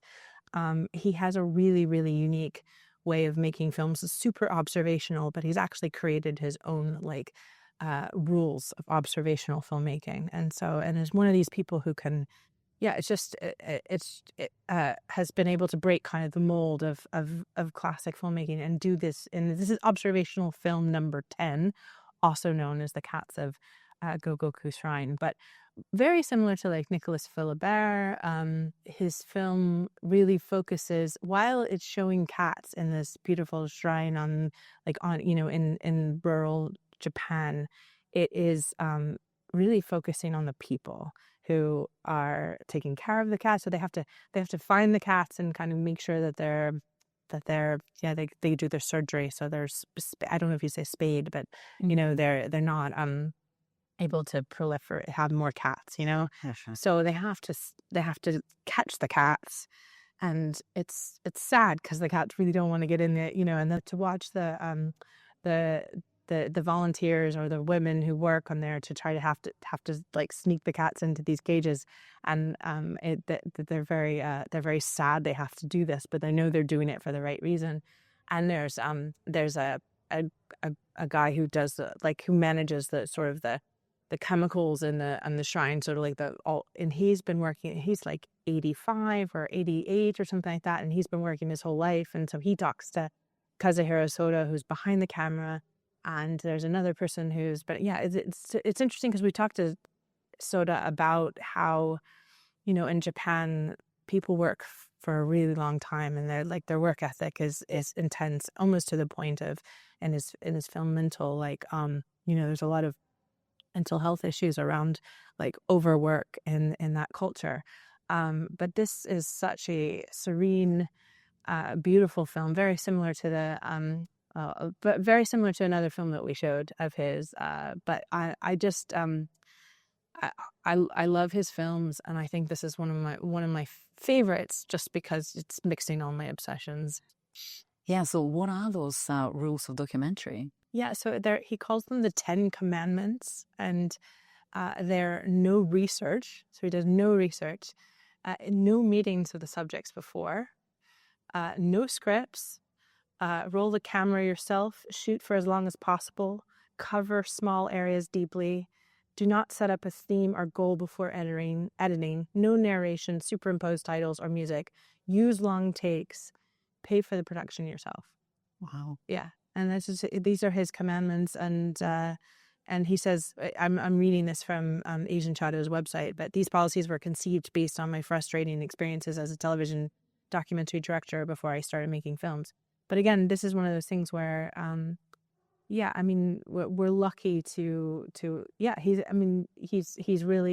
makes very powerful, films, but they're completely observational. So very much in that direct cinema sort of way. So, and it's one of the more famous, and one of my favorite, filmmakers, in working today, but also such a lovely person. So, Noah Mendel did an interview for us, and it's on our website. So if you want to check out his interviews we did with him a couple of years ago, please do.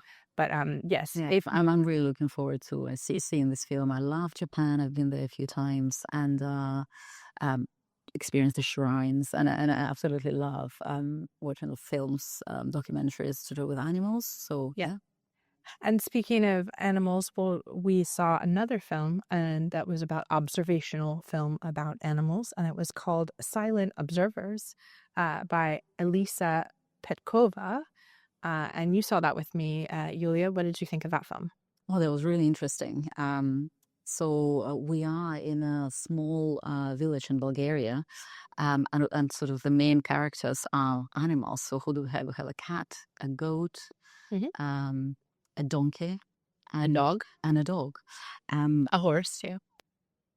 and the horse. That's right. That's right. And so it's almost like we are looking from the point of view in a way of these animals, but we are also looking at this sort of remaining residents, largely old ladies, and it's just completely a different world. And what I was sort of in a way confused about, I didn't realize that it's a hybrid.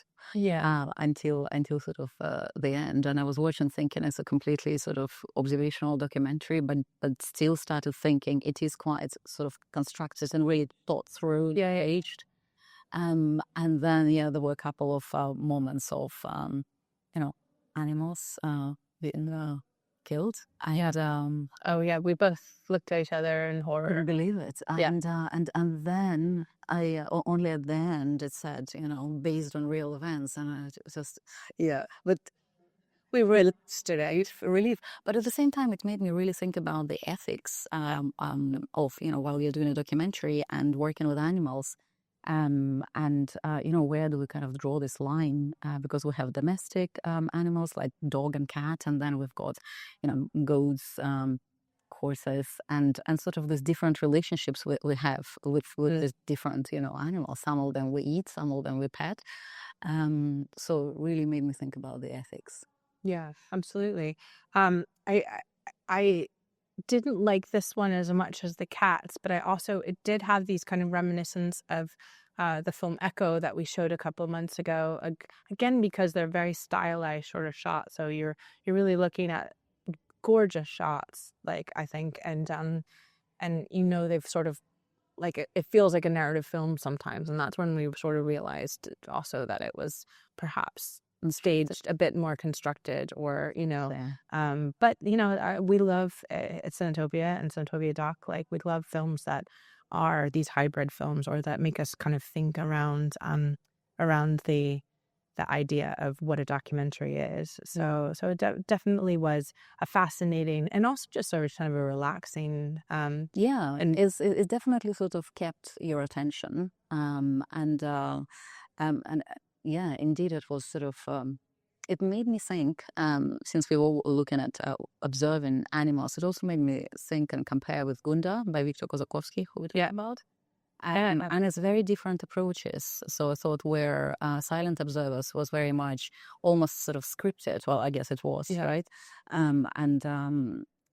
You can see the sort of the human in the story, whereas Gunda, it was such a dedicated filming of the life of a pig. That's almost your kind of it's more about the pig, rather you are with the animal rather than also thinking about the story in that way. Absolutely. Wasn't my favorite, but I think it's worth seeing regardless. So any other films you saw that you would highly recommend people to see if and when they come out in other places, or if you can find them, that you saw during this? So today I went to see, and it's not a sort of premiere new documentary. It's actually an old film, The Color of Pomegranates. I think it's from 1969, by Sergei Parjanov.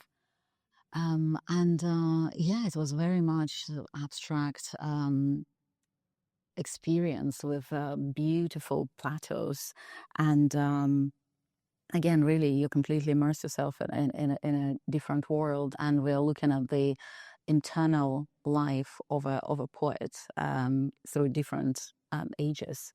So it's sort of an unexpected last-minute decision. I went there, and I thought it was fantastic.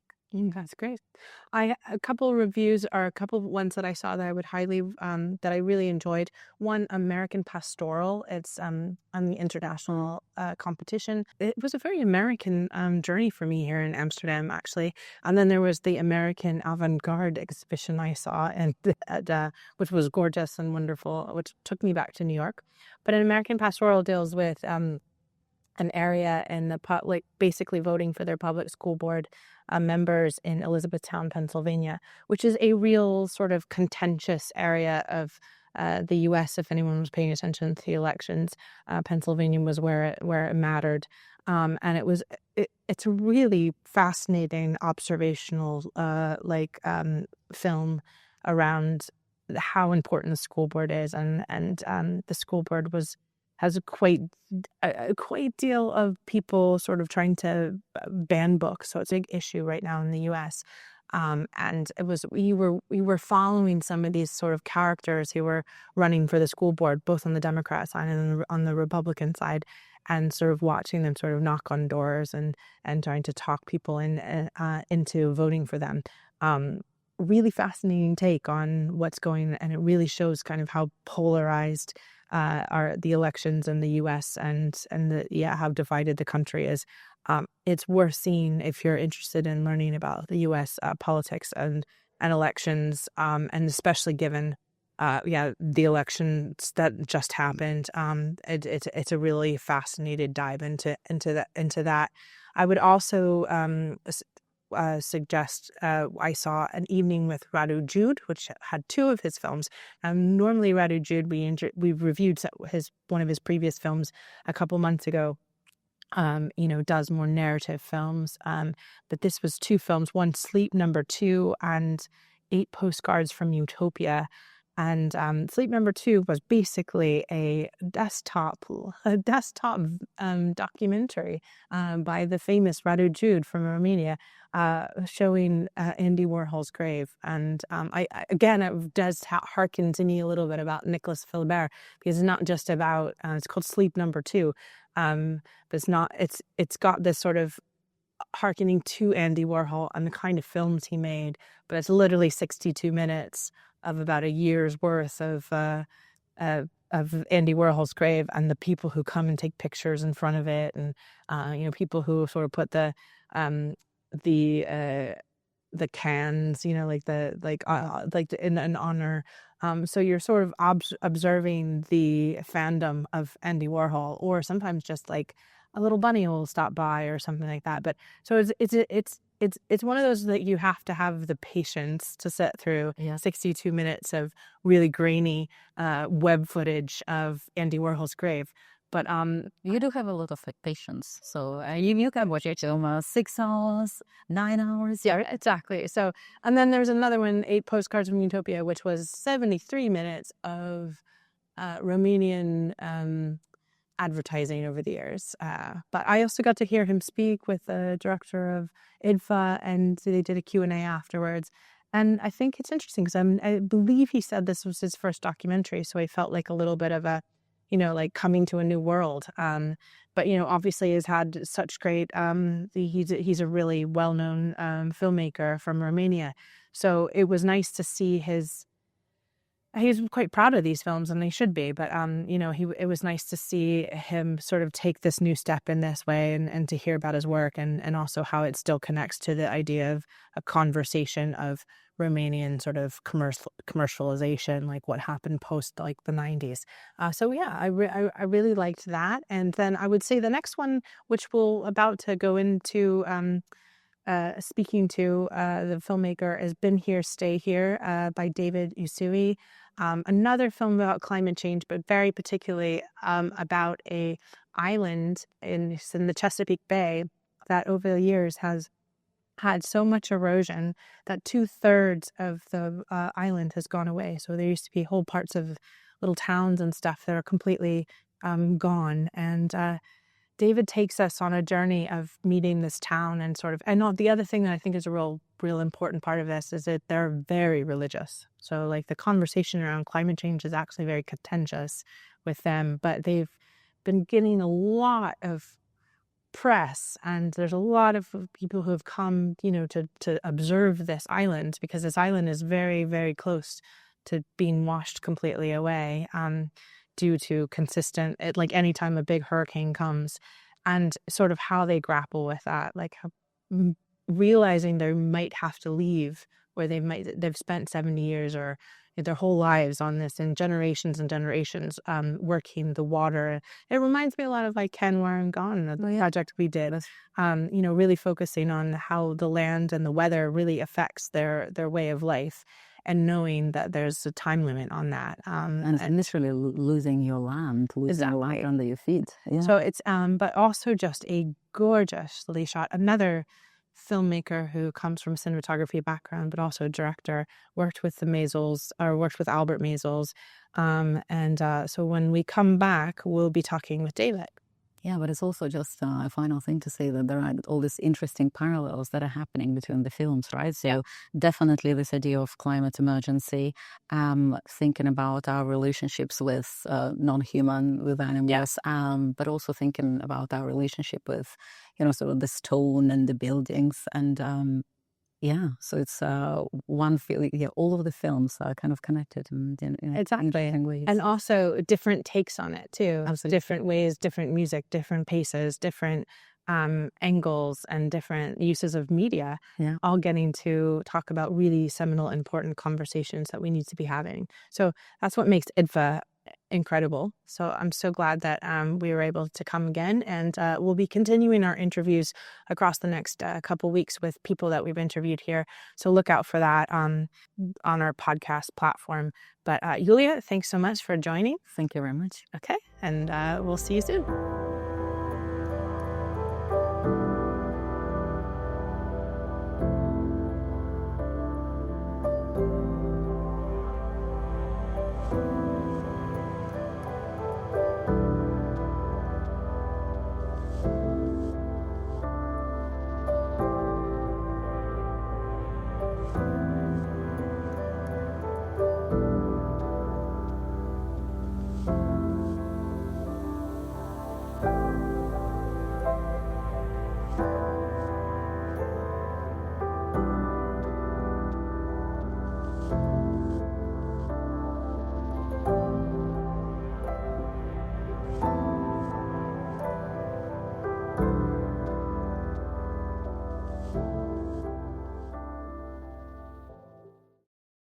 I'm here with David Usui, who is the director of Been Here, Stay Here. And David, thank you so much for joining me today. Thanks for having me. Firstly, I just really loved your film. And I think one of the things I really loved is it is quite peaceful. And it's ultimately a story of a community.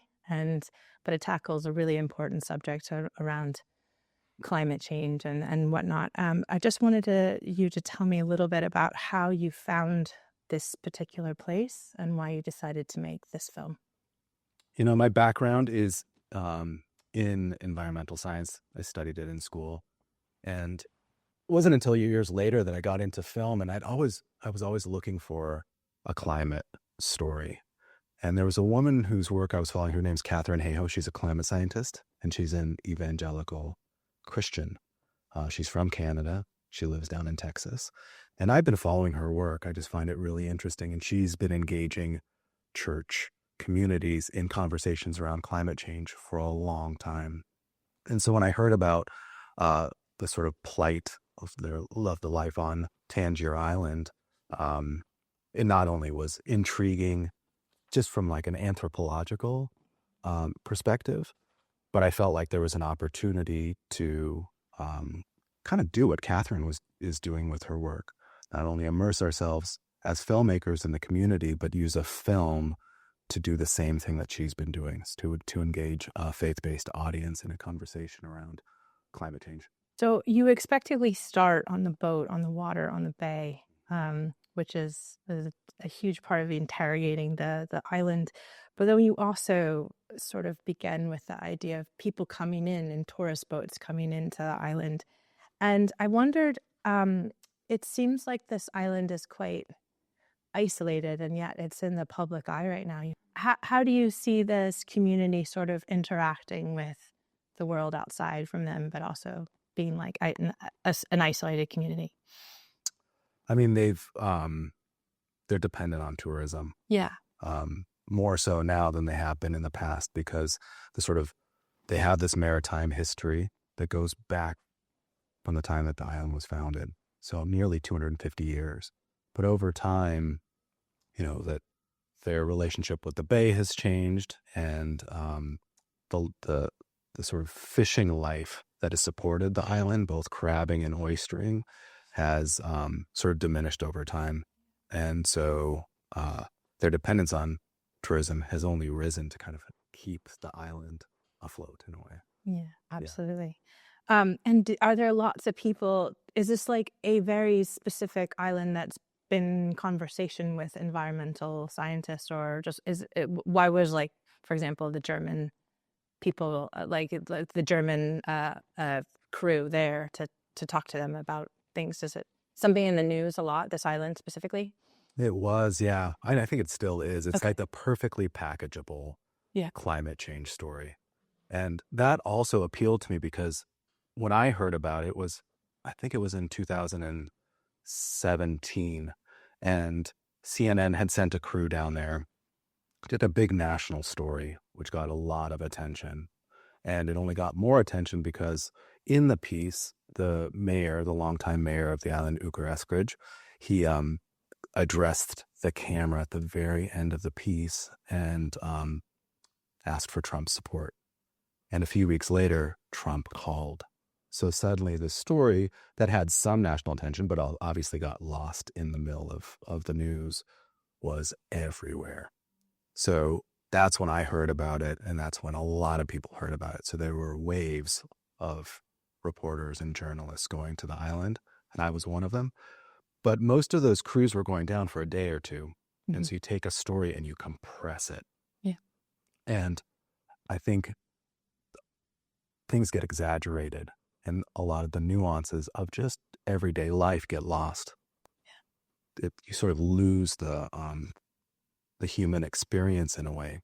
And so that was one of the big motivators in going. It's like, oh, if we do this, I'd like to find a way for us to really spend time there. So we spent 6 years on this film. Wow. So went down in 2018 and was traveling down there from New York.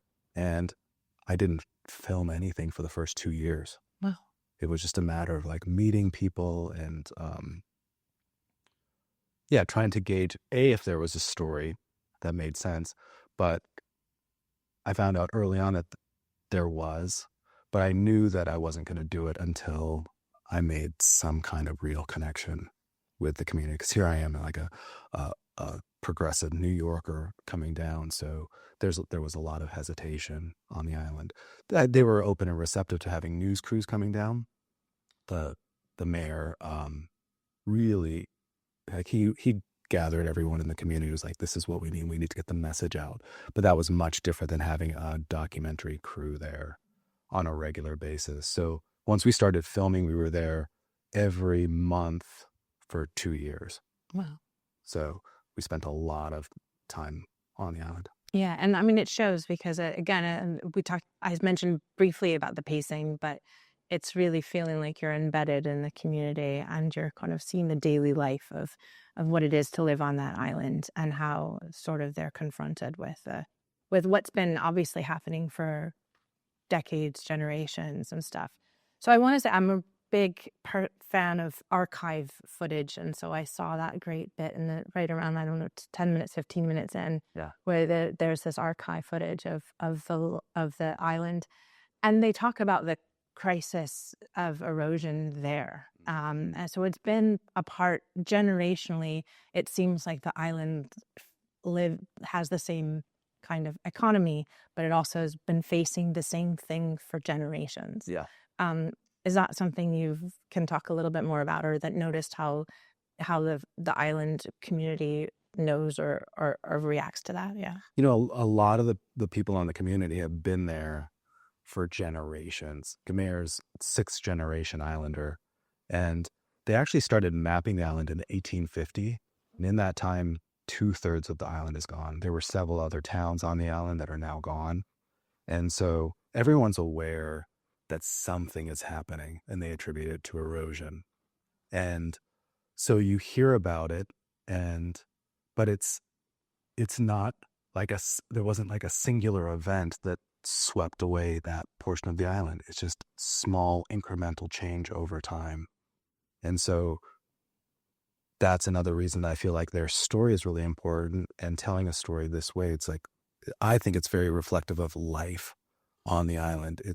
They're living through a crisis, but it's happening in slow motion. Yeah. It's happening so slowly, but you can feel it. It's palpable. You can hear it in their services. You can hear it in conversations, but you have to pick up on tone, because they're not talking about it, but they are talking about it in a way. You could the sort of fear and anxiety and stress of losing their home is palpable, but it doesn't mean they're talking about it overtly every day. Yeah. It from the very beginning, you can see that it's a very religious community, and that's something that you very specifically want to talk about. How do you feel like everybody on the island is quite religious, and is that something that is like a part of everybody's life? Yeah. I mean, there are two churches on the island, and they combined are kind of the heart of the place. Is a very, very conservative Christian community, and has been from the very beginning. That's one of the reasons why I felt compelled and magnetized to the place, was that. And just kind of I saw the process and the film itself as a bridge builder. Climate change has been one of the most politically divisive issues in the U.S. for a long time, really sort of building from the 90s. And I felt like if we were successful in forging some connections with this community in a real, genuine, authentic way, that the film could be a byproduct of that, and it would be representative of a sort of larger scale change that I would like to participate in. Yeah.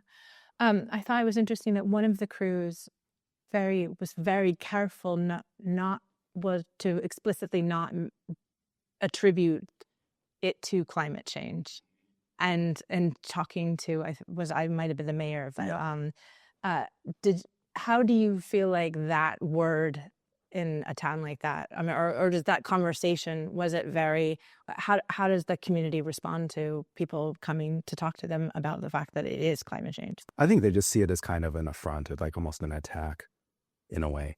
That particular news crew was local, so they're sort of familiar with the politics of the island, and they're very, very sensitive to it. And then there's another news crew that we followed that was from Germany, and their approach was much different. But you can kind of see and feel the response of the community. It's not that they wouldn't engage in the conversation, but it created a wall. Like when we were there, I actually never spoke about, I never used the word climate change or climate crisis. It wasn't of interest to me, but I wanted to sort of forge, like I said before, just a connection with them. And that was more important than anything. And it's almost like a matter of semantics in a way. Like they're speaking about it in terms of just really erosion. Like I can see what's happening. I see pieces of the island literally breaking off into the bay. And I heard Uker, the mayor, we spent a lot of time with him. And at one point he was with another news crew, and they were talking about climate change, and he was, he's very practiced. He's like very media savvy, but he's like, when I was a kid, I cut a notch in this post up on my dock, and the water hasn't come up any higher. So it's all kind of like anecdotal evidence, but he's like, I am so dependent on the bay. I'm dependent on our surroundings. I'm part of this sort of nature in a particular way.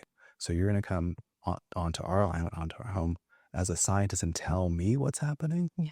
He's like talking about weather at one point, and like, what, if in trying to forecast what's the weather's going to be like tomorrow, what are you going to do? You're probably going to reach into your phone and look on an app. He's like, I just literally look up to the sky, and I can tell by the formation of the clouds and sort of feel the density of the air. I can feel it. I know what's happening tomorrow. So you're going to tell me what's happening with the climate, our environment overall? He's like, I know what's happening.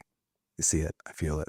And you guys have different terms you're talking about from a different perspective, but don't come here and tell me what's happening because I know better than you do. Yeah. So there's a preacher who comes to town who's very focused on communicating to other people of the Christian faith on science and using science in his preaching. How did that come about? Does he come often, or how did that how did you sort of meet and were able to film with him? Well, I was mentioning to you the work of that woman, Yeah. Catherine Hayden. Yeah. He's part of that same Okay. community. So he worked as, I think he was the vice president of an organization called the Evangelical Environmental Network when he was in college. And it's this nationwide Christian climate organization. And once I found out about Catherine's work, I found out about, his name is Kyle. He's a pastor based in Michigan. And so I found out about him, and I found out about all of these other organizations. I think there are nearly 50 of them across the country with a very, very big following. And so there is this groundswell of young climate activism within the Christian right, which I didn't really know that much about. So after learning about Catherine's work, I was just researching, and I just wanted to find out more about it. And Kyle happened to write a book. So I was in touch with him just to get a sense for what was happening. I told him about the film. He was super curious about the place. So he just decided on his own to come. And he let us know, and we just coordinated a trip around that. Wonderful. And how do you think the Islanders received his message, or when he spoke? I was speaking at the Methodist Church, right? Is it, how do you think that sort of the interaction overall occurred? It was pretty powerful. I think it was, to me, one of the peak moments in being out there, just to see how he was received. He was invited to give a guest sermon there, and we chose not to include it, but when he was done with that service and his sermon, the whole church rallied around him. Great. Yeah, it's pretty beautiful. Wonderful. Have you showed it to the town already, the film? Yeah. Very recently. I went down there, I guess it was just a couple weeks ago. Yeah. And I shared it with everyone who was kind of in the film, and sort of major subjects in the film and their families. And it was, it just sort of validated everything for me. There were some people, Jacob, the young boy who's in the film, and his family, they were very apprehensive about participating in the movie. It's their son. They had no experience on that side of a camera, and we didn't know each other. And even after spending that much time together, they just still weren't sure. It's not they didn't trust me, but they just sort of didn't trust maybe the sort of industry at large, or just, it was like in their mind, it was just media. Yeah. And so there was, some real nervousness and apprehension, primarily from Beth, Jacob's mom. And after screening it, Beth and her husband Alan, they were two of the first people to speak up, and they're like, "We're so glad we participated in this, and to have our lives documented like that." And she sent me this long message on Facebook thanking me for it. And she just sort of walked me through her sort of the emotional process in engaging with it. And she's like, as a mom, my job is to protect my kids. So that's where the resistance came from. But I'm so grateful to you. You had our island's best interests at heart. Yeah. From beginning to end. And most of them were literally in tears.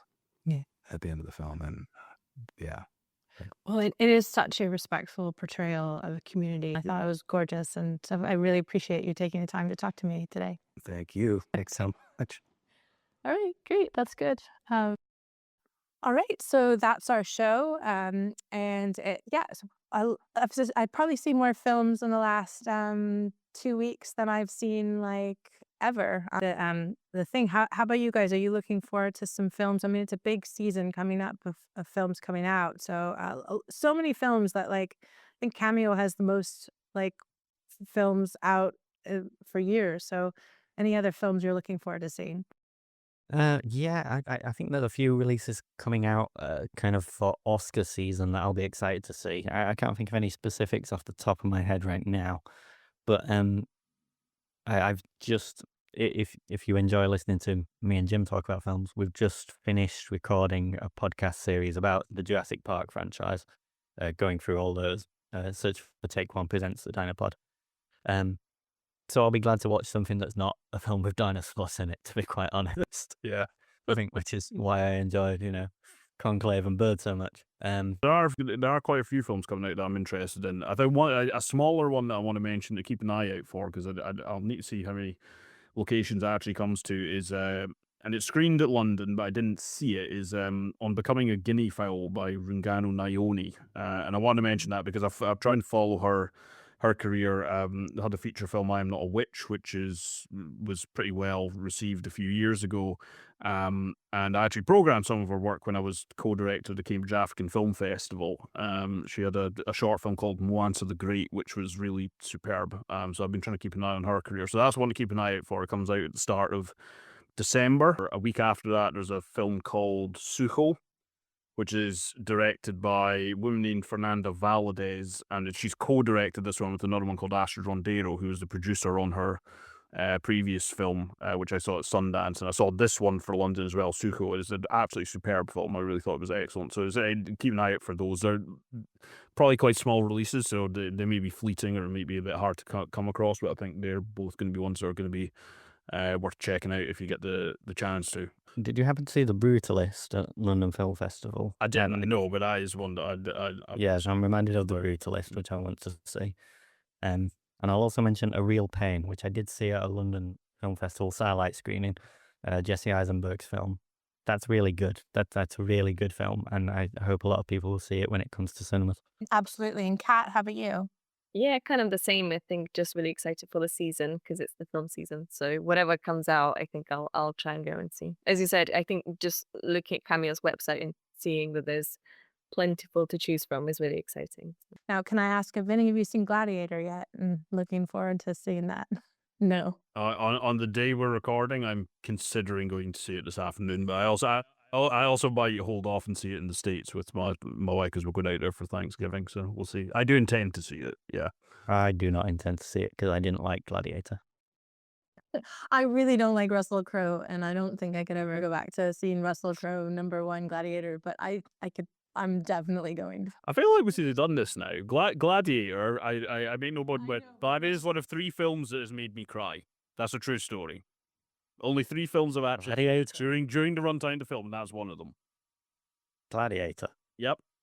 Gladiator. I do have a more embarrassing one though, because I also cried when Tom Hanks lost Wilson in Castaway. That's one of the other ones. I'd cry at any of those films if they were up in the plane, but not Gladiator. Never, ever. I will scream and pull my hair out with anything with Russell Crowe in it. I just can't. Not a Les Mis person then, no. No, both my mom and I walked out. There happened to have been a fire alarm in the showing of Les Mis, and we both looked at each other and we're like, we're not going back. Not going back in. I'm going to recommend another podcast because I listened to Going Rogue's episode about Gladiator 2, which is about the unproduced Nick Cave script for Gladiator 2 called Gladiator 2, Gladiator 2, Christ Killer. I'm mourning that didn't get made. Yeah, well, I definitely could do Gladiator 2 for what it looks like, and I will. But yes, thank you all for the show and your wonderful thoughts. Really insightful and really enjoyed these films. So I will look forward to seeing you guys on a future show. And anyone who's in Edinburgh, please come to our 4th of December last networking of the year. It's going to be a fun one. It's at White Space Gallery, so we'll hope to see you there. See you guys later.